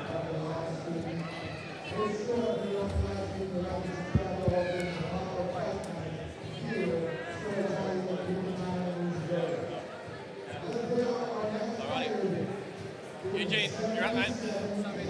Yep. I'm going to take a piss first. Commercial break, everyone. Commercial break. Thanks so much for having me, team. Awesome, thanks so much, Joe. Pleasure. Yeah, if an opportunity ever comes up back home at any of the gyms, you can be like, I've done commentary. I've done commentary. Exactly, and then Yeah. Nah, it's good fun.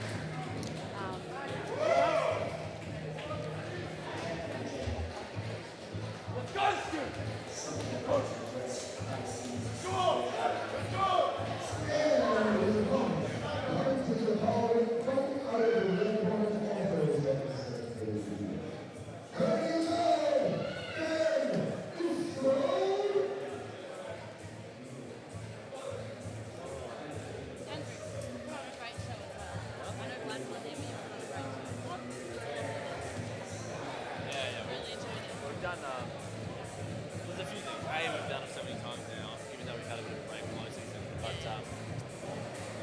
really,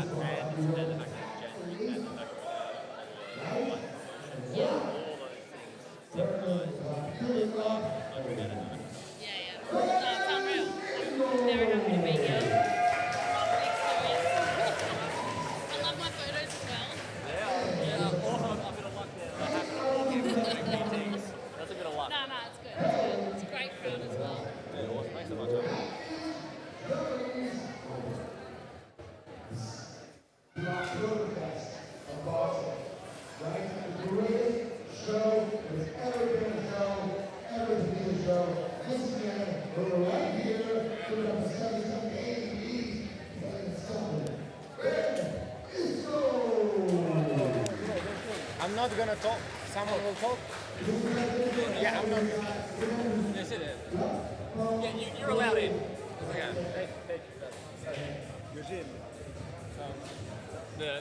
The media corner, Stalav. The media corner, Stalav. Okay.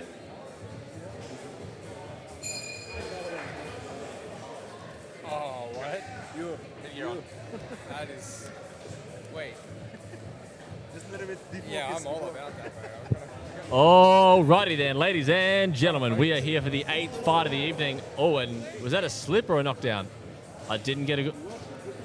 Oh, that's a knockdown. Okay, this may be a short fight. We have Ben Isco fighting out of Germany up against Yanis in gold, representing Switzerland. And I'm here with my new co-host, the one and only, the owner, founder, representative of Little Forest, Thailand, the one and only Eugene Knock. Ba, ba, ba. Where's the... Oh, you have it a ba ba ba. Oh! Where is it? Oh, you hit it. Oh! I can't hear it. Why can't I hear it? I can hear it. It's fucking amazing. I need to hear it. Oh my god. Why am I not It's getting it? fantastic. What else you guys got on here? Okay, let's run that back. And the one and only Eugene Knock. Oh yeah. What's up, boys? What is going on? How you doing, sir? I'm doing great. Great fights tonight, eh? Yeah, it's been a fantastic fight card so far. I've already received a number of high praise from the folks here at the gym and watching along from home. So I really think people appreciate the fact that we've got so many fights and there are so many foreigners and or Farangs fighting on the card. Historically, we have had some fairly uneven matchups, which is, these things just tend to happen out here in Thailand. Never intentional.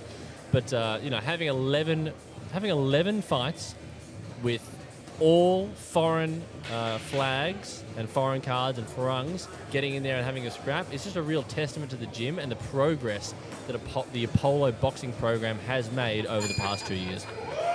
And why do you think the Farang fights are better than the Thais? You So just think the Thais are not putting in the work? Yeah, for a number of reasons. I don't want to get too political, but at the end of the day, the Thais don't really have much boxing prowess. They're more it's a Muay Thai style. They're typically Muay Thai fighters, so we don't actually get guys and girls in here that are Thai that I guess can really cut the mustard from a boxing standpoint. So typically, and then also from like a crowd participation standpoint, the Thais don't really bring many people to the table in terms of like bums on seats. Whereas if you've got someone from France or from Australia, and you have a poster out that's on social media or like distributed around Phuket, people are more inclined to come watch a fight if they're here traveling, they're here to spend money, and they see an Australian flag. They'll just come to the fight night just to support the Australian, even if they don't know them. Fair enough. So you've got a number of factors that I guess lead to stronger or more popular fight nights, as long as the fights are a bit more even. And then also the final point. Typically, if you see, let's say, a German flag versus a Thai flag, especially if it's a boxing standpoint, people just immediately assume that it's going to be a bit of a one-sided fight. So, we like to try and avoid that here as much as we can. The boys are coming out swanging in this second round, which is what we love to see. Loving the black and white Adidas boots there, some fancy wheels. They're not overly expensive from the taller fighter. He almost caught one there. But I can't even tell which fight is which, to be honest, mate. You've got black shorts, black shorts. I mean, we could have done a little bit. We could have done a better job differentiating who's who. But once they go back to their corners, we will be able to pin that down and say who's who. I believe the taller chap is Isco? Ben Isco. Yeah, I believe Isco is the taller gentleman wearing the Adidas. Wearing the Adidas. I have the same boots. Shout out Adidas. Love those shoes. Mine have definitely seen better days and are covered in cobwebs at the moment because I am pretty much retired. But who knows? Maybe I'll make a comeback. Where did you get the boots, mate? Not in Thailand, obviously. Absolutely not, mate. I bought those in Australia, the mother country, God's country, if you will, the home of Shane Warne, David Boone, and Shane Warne. Oh God, I miss him every day. I love him so much. Mate. The home of Shane Warne, Chris Sandow, and David Boone, three absolute living and or non-living legends of the Australian sporting scene. I feel like Shane Warne would get on with the Thai coaches here, you know what I mean? Like, just having a durry out the back. Oh, man, absolutely. I reckon Shane Warne would get on like a house on fire out here. I believe he actually did spend quite a bit of time in Thailand and Bali and was frequented the various bars and massage parlors around the place. So he was he was an absolute tyrant, but the absolute best kind, an absolute legend who I would have loved to have shared a drink with. What is Warnie up to these days, anyway? Man, unfortunately, Warnie passed away a few years ago, sadly. Oh, what? Yeah, I miss that? I hate to break that to you, but him and David Boone have said since passed away. Warnie tragically passed away in a hotel room in Bali under some nefarious circumstances. I mean, look, honestly, that's kind of the way he had to go out. Yeah, 100% in a ball of flames. But that's neither here nor there because we're here to talk about Apollo Fight Night 18 and the absolute cracking fight that we are currently witnessing. So we've got the red corner. So we were right. Oh, okay. No, so the red corner is the shorter fighter. So the red corner is Ben Isco, and Yanis Gold fighting out of the blue corner is the taller gentleman. With the Adidas. So Yanis is the Adidas, and the shorter chap is Mr. Ben Isco fighting out of Germany. And this is our third and final round, and we only have 3 fights after this, ladies and gentlemen, so don't go anywhere. Stay tuned. Oh. This is going to be a hell of a finish. The German fighter Ben Isco, a little bit unorthodox, keeping his hands very low, clearly very relaxed. Obviously has a bit of experience, throwing with a bit of reckless abandon, but loving that head-body movement. Beautiful combination. Yeah, putting those together nicely. But look how loose he is. You know, he's having a good time out there. He's in his bit of a flow state. But both boys slowing down a bit. The humidity clearly getting to them. Yeah, both Europeans, right? So yeah, we've got a German and a Swiss gentleman in there. But Ben Isco, the German. Guten Abend, everyone, or good evening, I should say. But the German, just some good head work, hands down. You know, if you're not used to fighting that kind of style, it can be very difficult to work out.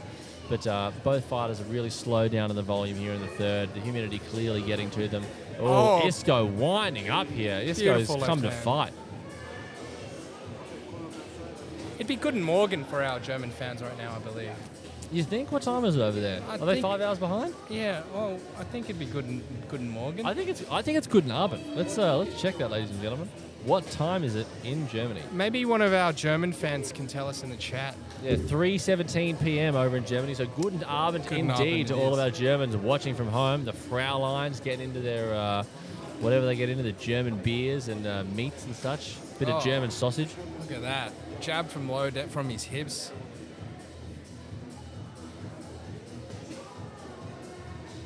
Yeah, really feeling comfortable with his hands down, eh? Yeah, absolutely. Just feeling really good. Oh, caught him with a nice Oh. one there. Beautiful right hook off the ropes. Both boys swinging. Oh, Oh, and big overhand Isco right. caught gold with a big overhand right there at the end. Isco with a little bit of a Wonder Boy stance there, Wonder Boy style, that sort of karate style, bouncing up and down, hands down, shots coming from all over the shop. Hey, who was that? Who was that Connor's mate that used to, the Russian bloke that used to have his hands down like that? Oh, Conor McGregor's mate, Yeah. The one that caused all the drama with the fucking... not Dylan Dennis. No, not Dylan Dennis. Oh, the other one. The Russian dude. Oh, I think I know who you're talking about. His name escapes me. But, Lobov? Yeah, it's Lobov. Yeah, yeah, 100%. Yeah, Lobov. Lobov used to come in with his hands like that. I didn't actually catch many of Lobov's fights, unfortunately, but I was a huge Conor fan, and we are going to the judges' scorecard for a decision. Big shout out to Amin Abdusaborov, fighting out of Uzbekistan and representing a Polo Pro team.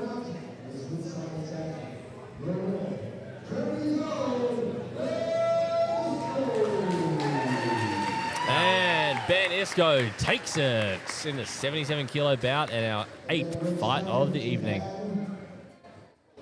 Yeah, I mean, couldn't have gone any other way, really, could it?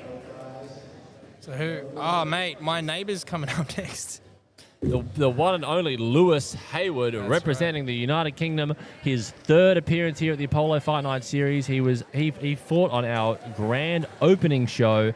He is an absolute legend, an absolute gem of a human being. I have all the time in the world for Lewis, and I wish him the best of luck in this very difficult fight against Darij Dirksen, fighting out of Germany. So, do we have any idea what their amateur records are? So Lewis, I believe, has a 3-fight record with 2 wins and a draw, and Darij Dirksen, I believe, has 4 fights. Unsure of the record, but I can tell you for free that Lewis has a very amateur style. He doesn't have heavy hands, so to speak. So he's got that more classical point style where he'll just hit you, move. He's very fit. He's very agile. He's in insane shape. So if this goes into the later rounds, it will favour Lewis. So I'll be very interested to see what Dirksen brings to the table. He is being chaperoned to the corner by his younger brother, who is a 20-2 amateur back in England, fighting in a very lightweight category. I believe he's only 17 years old, but taking after his older brother Lewis, who pretty much lives out here now. And it's nice to see that family camaraderie in the blue corner. 17. Shouldn't he be in school, mate? I believe he's out here with his parents. The parents are currently in the crowd cheering on their son, and I believe they just support the endeavours of the young men. Oh, that's brilliant. Yeah, you love to see it. Wouldn't it be nice to come from a nuclear family, Eugene? Wouldn't that be nice? We can't have it all, folks, but that's neither here nor there. We don't need to get into my deep-seated family trauma tonight, but we're here for the boxing, and it is our 9th fight of the evening. The German not getting much of a pop. Darij Dirksen, guten Abend, Fraulein, is coming into the ring, fighting at 79 kilos up against our boy, Lewis Haywood. Does that sound a little bit biased? It probably is, ladies and gentlemen. I'm not afraid to hide it because we are here at Apollo Fight Night 18, and bias is our middle name. You're allowed to have bias, mate. Why not? Absolutely. For all those Germans watching from home, if you've got a problem, come and see me. I cannot fight to save my life. 2 Germans lose, it won't be a good Narbon for you folks. Oh, absolutely. It will not be a good Abend indeed. They will be drinking their sorrows into the wee hours of the morning, most likely with some ladyboys somewhere on Bangla Road. I might join you guys. Where are you guys headed to? Yeah, we might see you there. Eugene is not a stranger to the ladyboys of the night. An absolute local legend himself in his own right. He very often commonly frequents his #1 drinking hole in Old Town, It's called Nye. Nye. The host bar Nye. The host bar Nye, ladies and gentlemen. If you haven't been there, be sure to check it out. Big shout out to Nye, the host bar in Old Town. One of the absolute favourites here in Phuket, Thailand. Anyway, let's get back to the action. Unfortunately, Lewis did not bring his own headgear, which I really thought after 2 fights at Apollo he would have thought of that by now. But I will tell you one thing: the form or the shape of Mr. Durken looks a little bit to be desired. We have polar opposites here. We've got Lewis, who's arguably in the shape of his life, chiseled, and you've got Diaz. So let's see what these boys can make of it.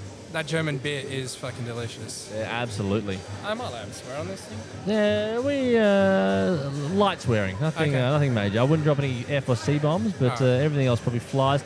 Now, this fun fact, everyone, for those watching from home, this is actually the first time that Lewis has had prep for a fight. Has actually not taken it on 3 days' notice. He had a good 6 weeks' notice, and he's been sparring.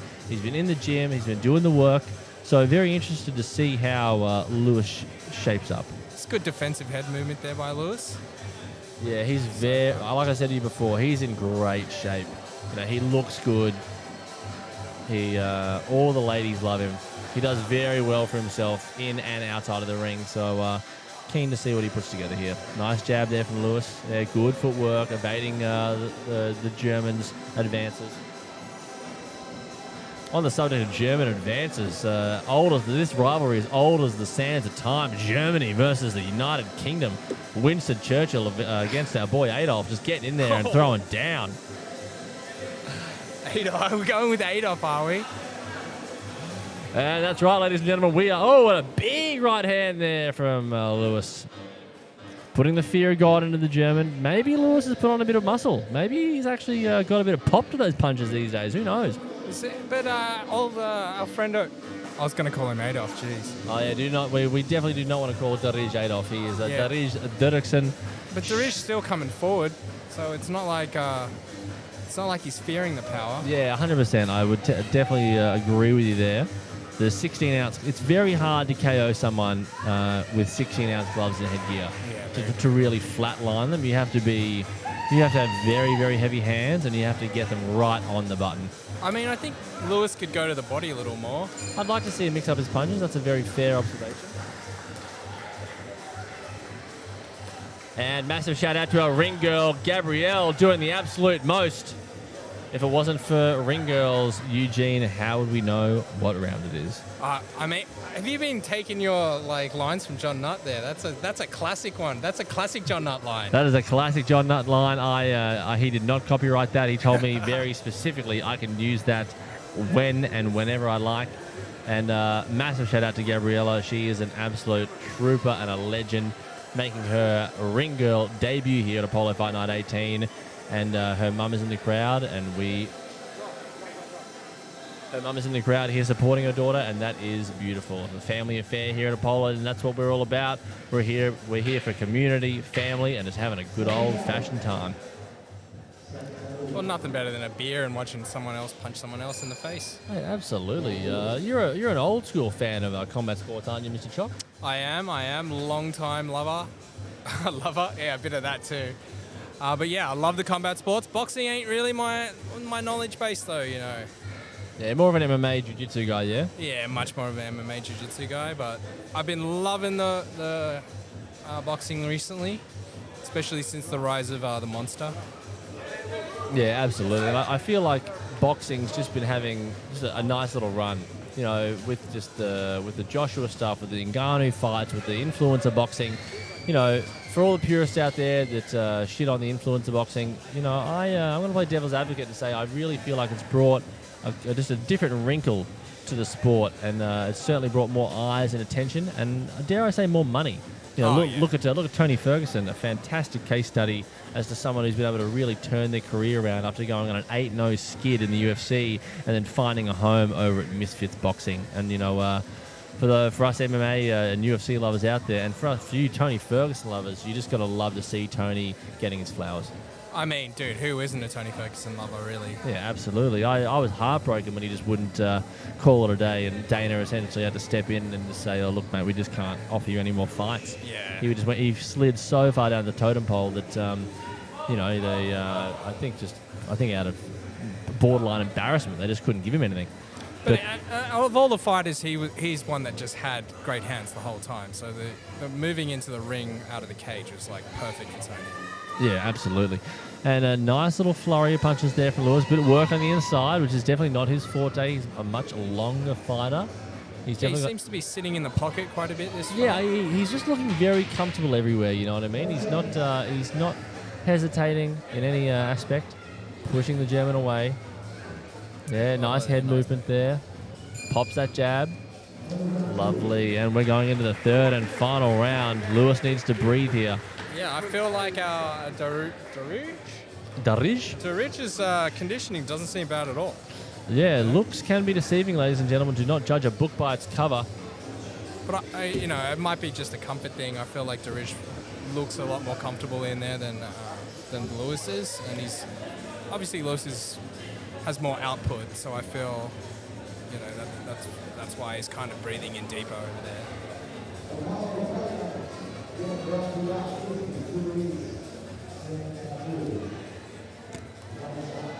And we've just gone to a quick commercial break there. I should have done some advertising there. Yeah, you should have. That was a prime opportunity to call out our sponsors. But let's see what Lewis can bring in this third and final round. This is biting down on the mouthpiece and giving it absolutely all you've got here. And Lewis opening up with a nice jab there. Needs us, follow that. Still got that snap. Yeah, that jab is just absolute money. Very wide stance. Yeah. Bit of a bladed stance there from Lewis. Hands down, a little bit of a Philly shell. Yep. Or what do they call it? The Michigan stance? Michigan stance. I haven't heard Michigan stance. Philly shell? I know Philly shell. Yeah, it has another name, and then someone... Oh, the bladed stance has another name, you mean? No, the Philly shell has another name originally before it became the Philly shell. Something like the Michigan stance or something.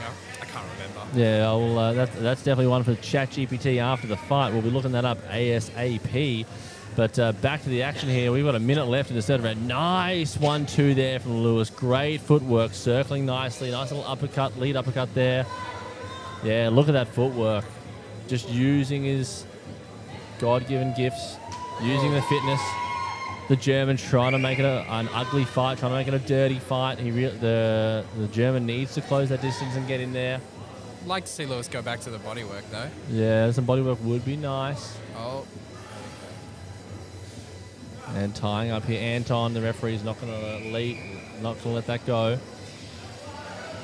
And I honestly think Lewis could just keep popping that jab into the end of this fight and just take the dub. He doesn't need a knockout. Yeah, beautiful head movement there, just in and out. He's putting on a bit of a clinic here in the third round. Nice right hand on the exit. Yeah, and the Derij is just sort of slowly coming forward, but I feel like it's a little bit too late for the German. Yeah, so Haywood doing his family proud here. He could definitely use with his own headgear, but that's all right. He's made it this far. And the final 10 seconds, let's see what Lewis does here. Derij has his high guard up there, but Lewis keeps finding his way through it with that jab. Yeah, beautiful athleticism there from Haywood. And I believe that is going to go to the scorecards for a unanimous decision for the Englishman. Fantastic effort. Very impressed. And Haywood is spent. Oh, yeah. Spent, but he did put in the work. He did go for the volume. Yeah, and he's got a bit of a shiner there as well. Might have been a bit of a head clash at some stage on the cheek of Haywood. But I'll be stunned, shocked, and appalled if Haywood doesn't get this decision. But you know what, Derij Durken put on a valiant performance, an excellent effort, and massive shout out to any and all fighters that bother to get in the ring and give it a red hot go, because you know what? It takes balls, it takes heart, it takes courage, all the things that make up a man or a woman. And, yeah, I'm pretty sure all our female fighters don't think it takes balls. It doesn't take balls, but it certainly takes ovaries, and they've got them in spades. And we go to the judges' scorecard for a decision. And Lewis Haywood takes home the biscuits. Fighting out of the blue corner, representing the United Kingdom, and bringing his amateur boxing record to 4-0 with 1 draw. An absolute legend of the game, Lewis Haywood. Give it up, ladies and gentlemen. I would have loved to seen that draw. What was that draw? Yeah, the draw was here against an MMA fighter from Russia. Oh, it was a very competitive bout. The Russian had a very awkward style, you would say, but it was a good fight. All right, time for the ad read.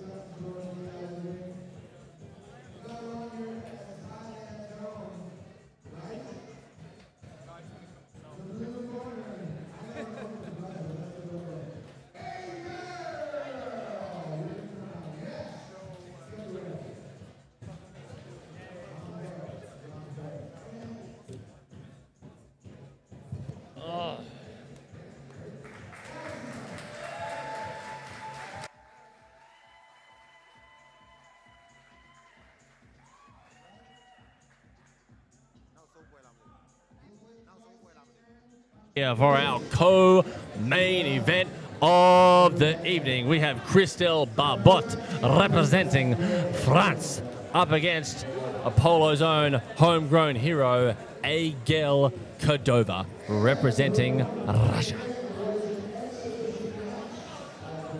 This will be an exhibition bout between two absolute hitters. I wish I could hear it. I want to hear it so bad. And massive shout out to our tech guy who's just popping off those sound effects.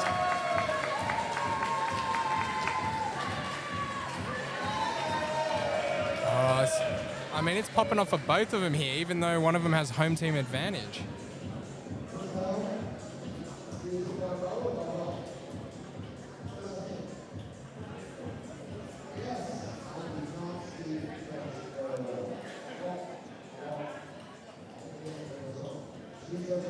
Agel is fighting out of Thailand. Agel representing the home country of Thai. Welcome to Thailand. Sawadee Kap, Sawadee Mai. Gang Mac. Leo Leo, Ba Leo. Jing Jing. Jing Jing. Oh, welcome to Thailand. If you want to come to Apollo Camp for a fight, you can come on down to Apollo Camp, Thailand. But that's a public service announcement to everyone watching from home. If you're looking to get an amateur fight in, or a professional fight for that matter, feel free to come on down to Apollo Camp Thailand here in Geelong.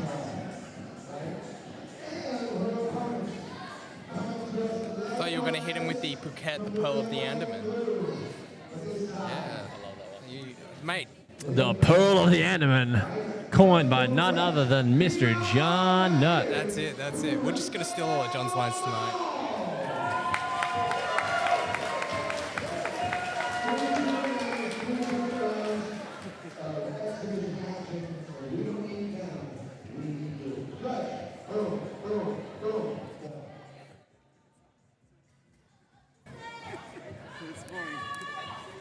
All right, here we go.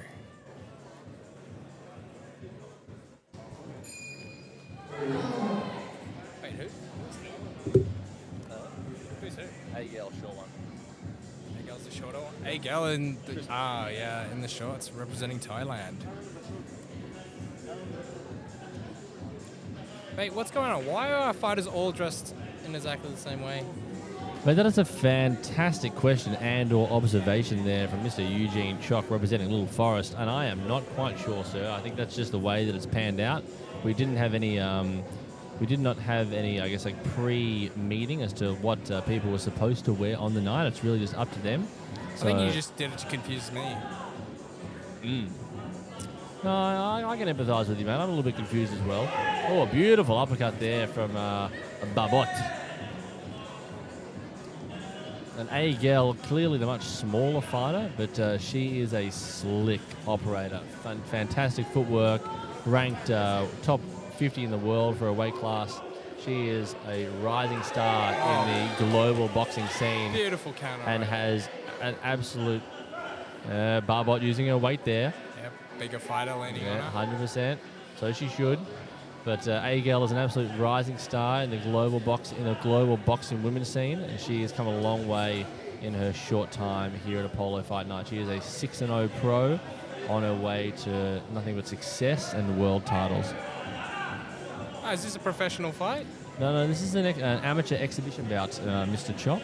So there's nothing on the line. It's all just a bit of fun. So for these girls, it's really just hard sparring. Oh, beautiful counter left again. Agel can switch stances very seamlessly. She's comfortable both sides, orthodox and southpaw, and she's a fantastic amateur fighter. I believe she had 80 amateur fights back in Russia before flying out to Thailand and turning pro at the tender age of 21. 80 amateur fights.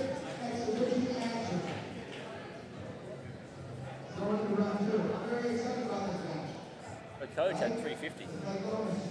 He's 31. I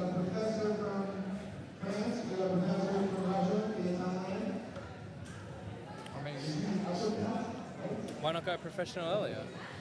Well, that's a really interesting subject matter you brought up. So the thing with that is in Russia they don't really have the same pathways, and the way that their boxing program is set up is even if you've had 200, 300, 400 fights, unless you make the Russian national team, depending on what your age group is, there's no real pathway for you to go pro because you need a lot of money and funding.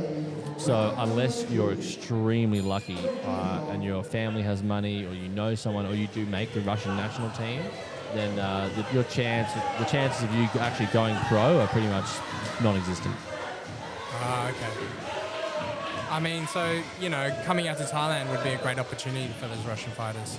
Oh, it's an absolutely phenomenal opportunity. What Vlad, shout out Vlad, what Vlad and the gym have done for these boys and girls that are living out here, training every day, using the facilities, they've got all their food and accommodation covered. It really is mind-boggling to know that, some of the guys have been here for less than 2 years and are 7, 8, 9-0 pros already. And they literally had never had a pro fight before they arrived. So, yeah, the system that the boys have got running here, the pro program here at Apollo is literally second to none. And, the whole team literally have a really, really just sort of unbelievable opportunity and strong chance of really making it in the global boxing scene. Breaking into the top 100, breaking into the top 50, and then hopefully going on to fight for sort of world titles. Oh, beautiful work again. Wait, Agel? Agel, that's right. I got to learn how to pronounce these names. No, nice little combo there from Babbot. I must feel like it'd be easier if their names were Thai. I think it would, yeah, absolutely. The Russian names can be very difficult to pronounce, but that's all part of the fun here at Apollo Fight Night 18. We love butchering people's names and being uncultured swine. Wait, yeah. You might as well call me Eugene the Butcher. Yeah, Eugene the Butcher. That sounds like a fight name there, mate. Yeah, mate. It's just for butchering names. exclusively for name dropping. Or name butchering, I should say. Oh, nice little jab there on the exit there from Agel. Yeah. Oh, a big swing and a miss there. Some good defensive work from Babbot. And both girls will go back to their corners. This is going to go to a splitty. And it is currently anyone's game here at Apollo Fight Night 18 But yeah, it's a tough one to call. But stick around, folks, because we have our main event of the evening. Coming right up after this, we have Alexei Kolosov fighting out of, you betcha, Russia, with the last name like Kolosov, up against Eddie Diaz fighting out of Germany. We have a number of German fighters on the card tonight. Just goes to show how popular boxing is becoming in Germany, and those boys can make their way over to Thailand to get some rounds in. Eddie, it will be his second appearance here at the Apollo Fight Night Series. I believe he fought early last year and had a nice little win there. So let's see if he can keep up his winning ways with a W over the Russian fighter Alexei Kolosov.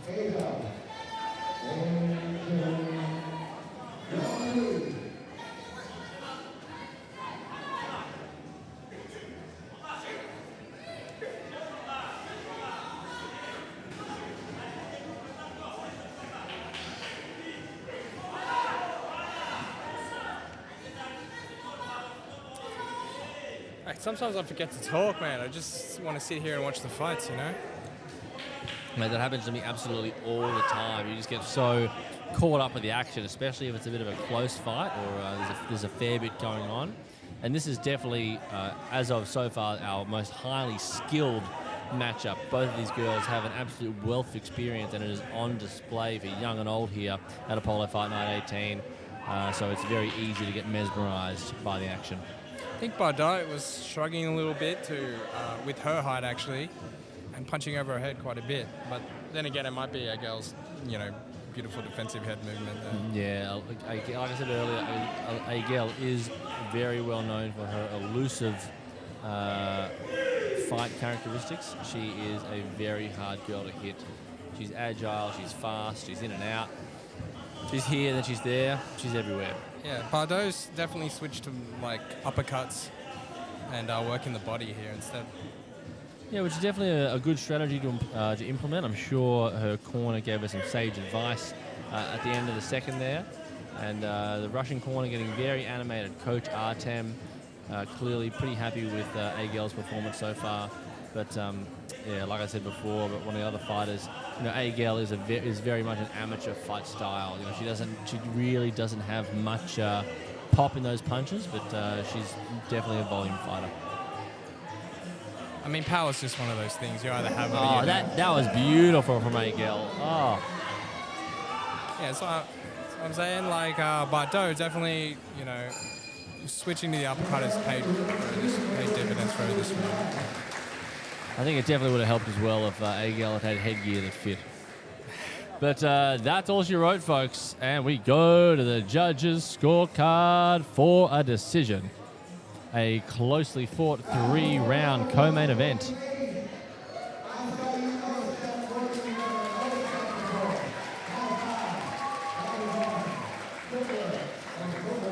It'll be a draw. You think so?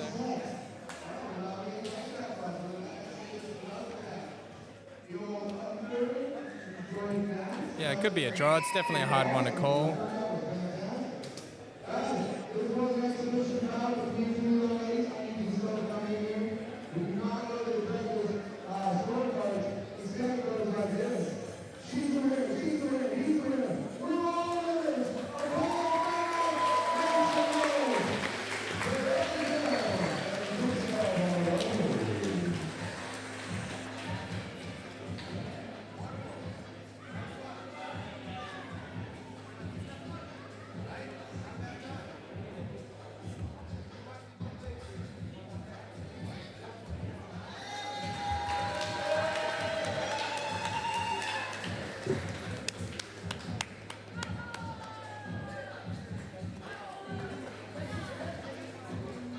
Alrighty then, and we have come to our pointy end of the card, our main event of the evening. Alexei Kolosov fighting out of Russia up against Eddie Diaz representing Germany.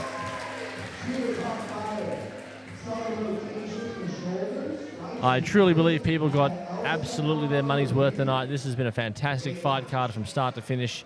I have not been bored once, which is absolutely phenomenal. feel free to come on down, ladies and gentlemen. Our next fight night is a pro card on the 31st of December, which is shaping up to be a lot of fun. And then we'll have another amateur bout at the end of February.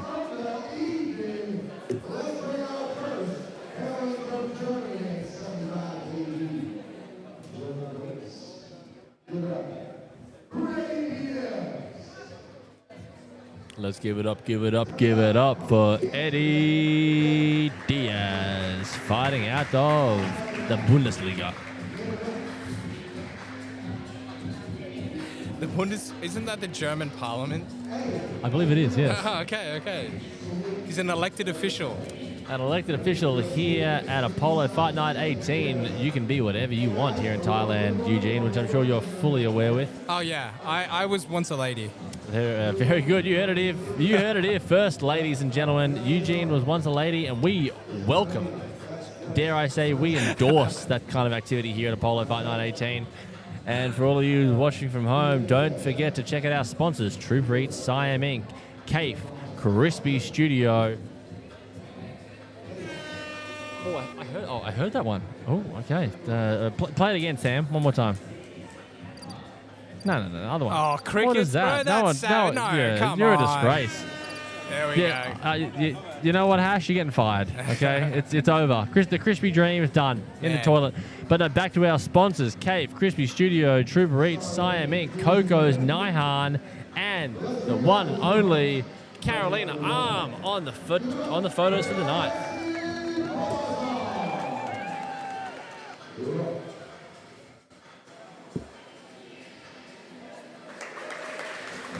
Alrighty, folks. Here he comes. Alexei Kolosov, the main man.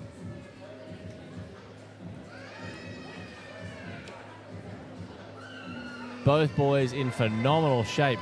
Diaz, historically always in very good shape, training out of Sinbi Muay Thai, which is not known for its boxing, but Diaz put on a very good showing a year ago, so let's see what he's done in the past 12 months. See if he's improved. Let's see where he's sharpened his axe. Very excited for this main event of the evening. Fighting out of the blue corner. This man hails from Germany and then weighing 75 kgs. Just handsome German awareness, right? The BMW, Mercedes, S-Class, sweet sounds. Give it up to the one and only Eddie Diaz.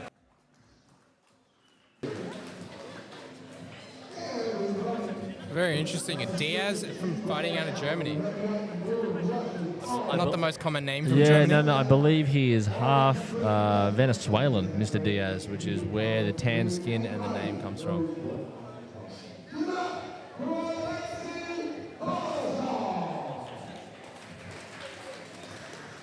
We got three judges at ringside, one referee. Last one night, boom. There it is. Three judges, one referee, timekeeper, high fives, high five. There you go. Round one.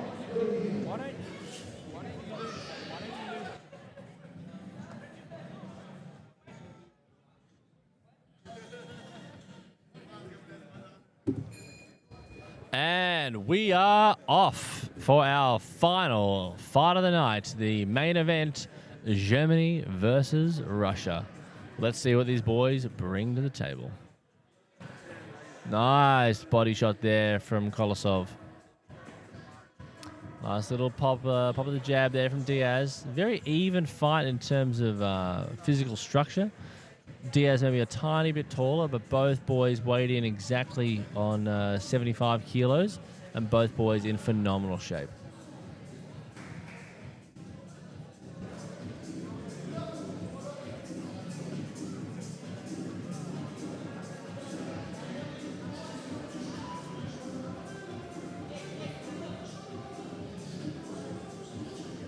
Yeah, Diaz definitely looking a little bit sharp. He's clearly been in the lab, working away.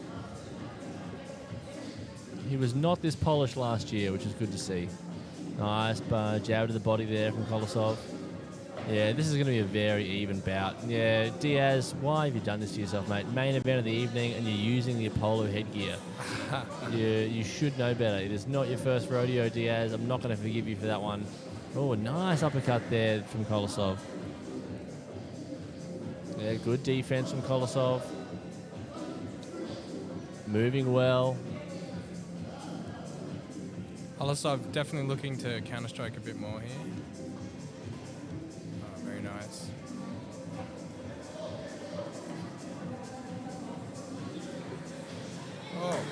Oh, Diaz looks a little shaky there. I think Kolosov definitely got through with that uppercut. And just some good movement there from Kolosov. He really seems to have found his distance. Yeah, those uppercuts from Kolosov are money. Yeah, it's getting him every time Diaz presses forward. Yeah, I'd love to see Kolosov's Palmaris. I'd love to know how much experience this boy actually has. He's 400-0 as an amateur. Coming from the mother country, nothing would surprise me. Big shout out to our media tech guru, Hashim Films, on the ones and twos. Gives it to himself, though, you know what I mean? Hey, Hashim Films in the business. Crispy Studio. Little Forest. Collab Eugene Shock. Sorry, folks, we just got a little bit carried away there. We're back to the action here at Apollo Fight Night 18. I mean, I feel like I just want that button in life, you know? I hear a funny one. I'm meeting a guy tomorrow named Mark Diamond. He just hit me up. This guy, Mark Diamond.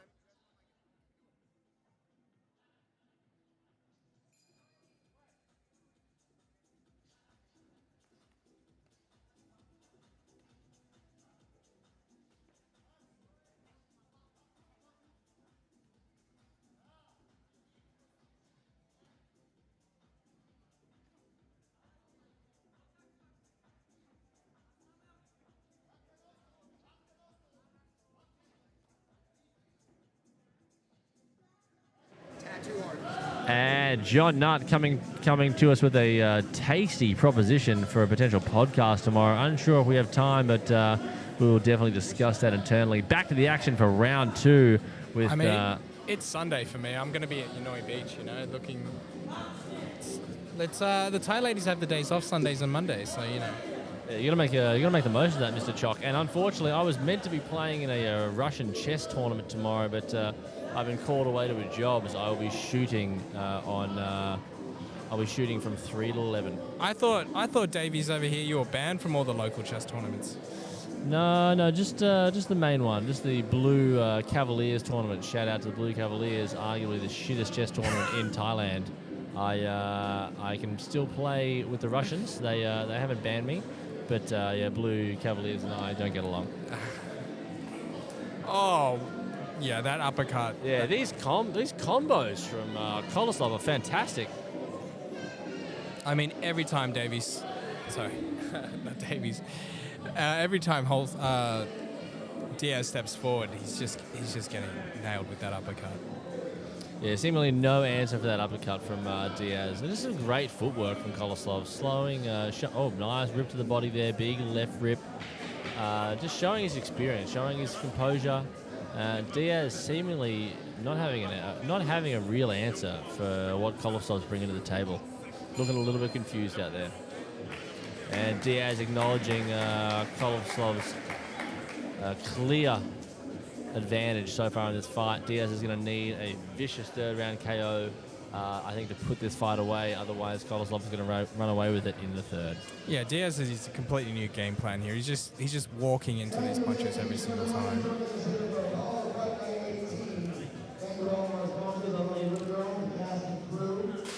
And massive shout out to our ring girl, Gabriella, doing the absolute most. If we didn't have ring girls, Eugene, how would we know what round it is? I mean, I still don't know. I rarely look at what they're holding when they're walking around.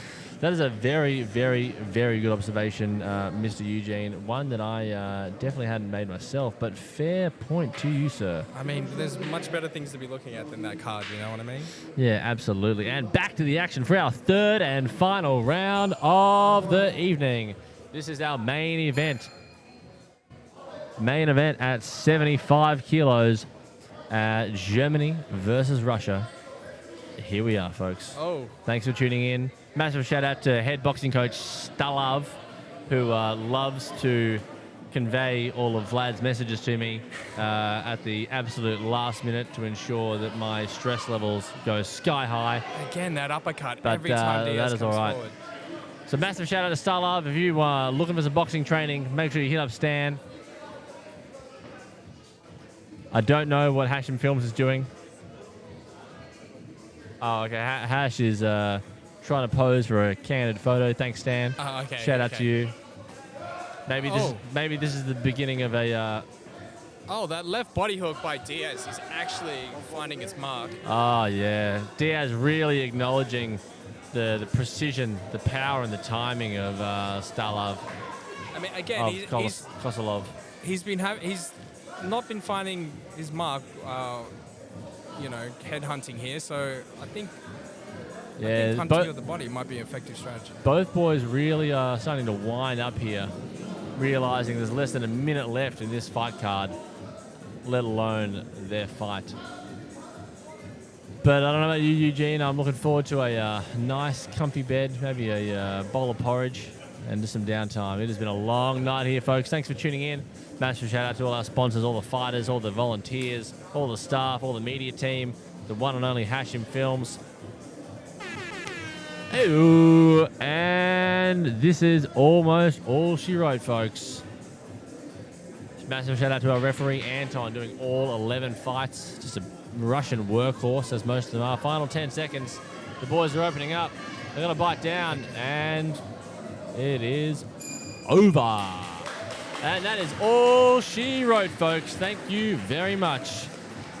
Bit of comradeship, bit of matesmanship, bit of sportsmanship, all the ships in the world at the end there. Both boys embracing. Diaz clearly taking the L here, outclassed by the Russian fighter Kolosov, who realistically probably had 200 amateur fights back in the mother country before coming out here. But that's okay. He's probably, he's probably 45, but he says he's 30. One of those ones. But you know what? I'd like to take this opportunity to thank my co-host, Mr. Eugene Chock, coming in on 2 hours' notice. Cup and cup. Cup and cup. I'd like to take this opportunity to thank my second co-host, Mr. Hashim Films. Hey-yo. And if you're looking for any media work, whether it's low-budget OnlyFans or high-budget cinematography, you can hit us up here at Little Forest and Crispy Studio. Please send me that low-budget OnlyFans. And we will take the high-budget cinematography. Okay, perfect deal.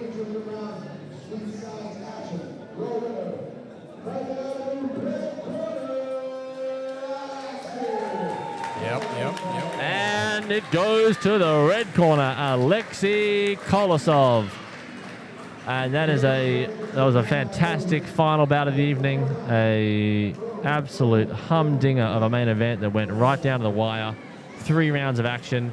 The ring girl, Gab, putting on the medals for all of our fighters in true sportsmanship fashion. Ladies and gentlemen, thanks for tuning in.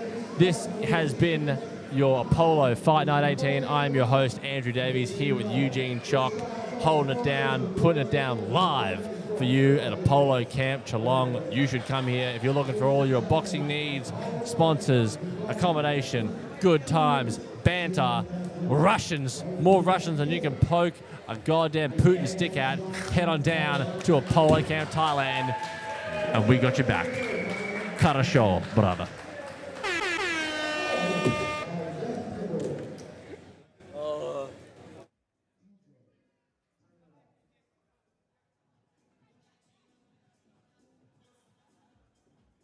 Right. We cut the stream, I think.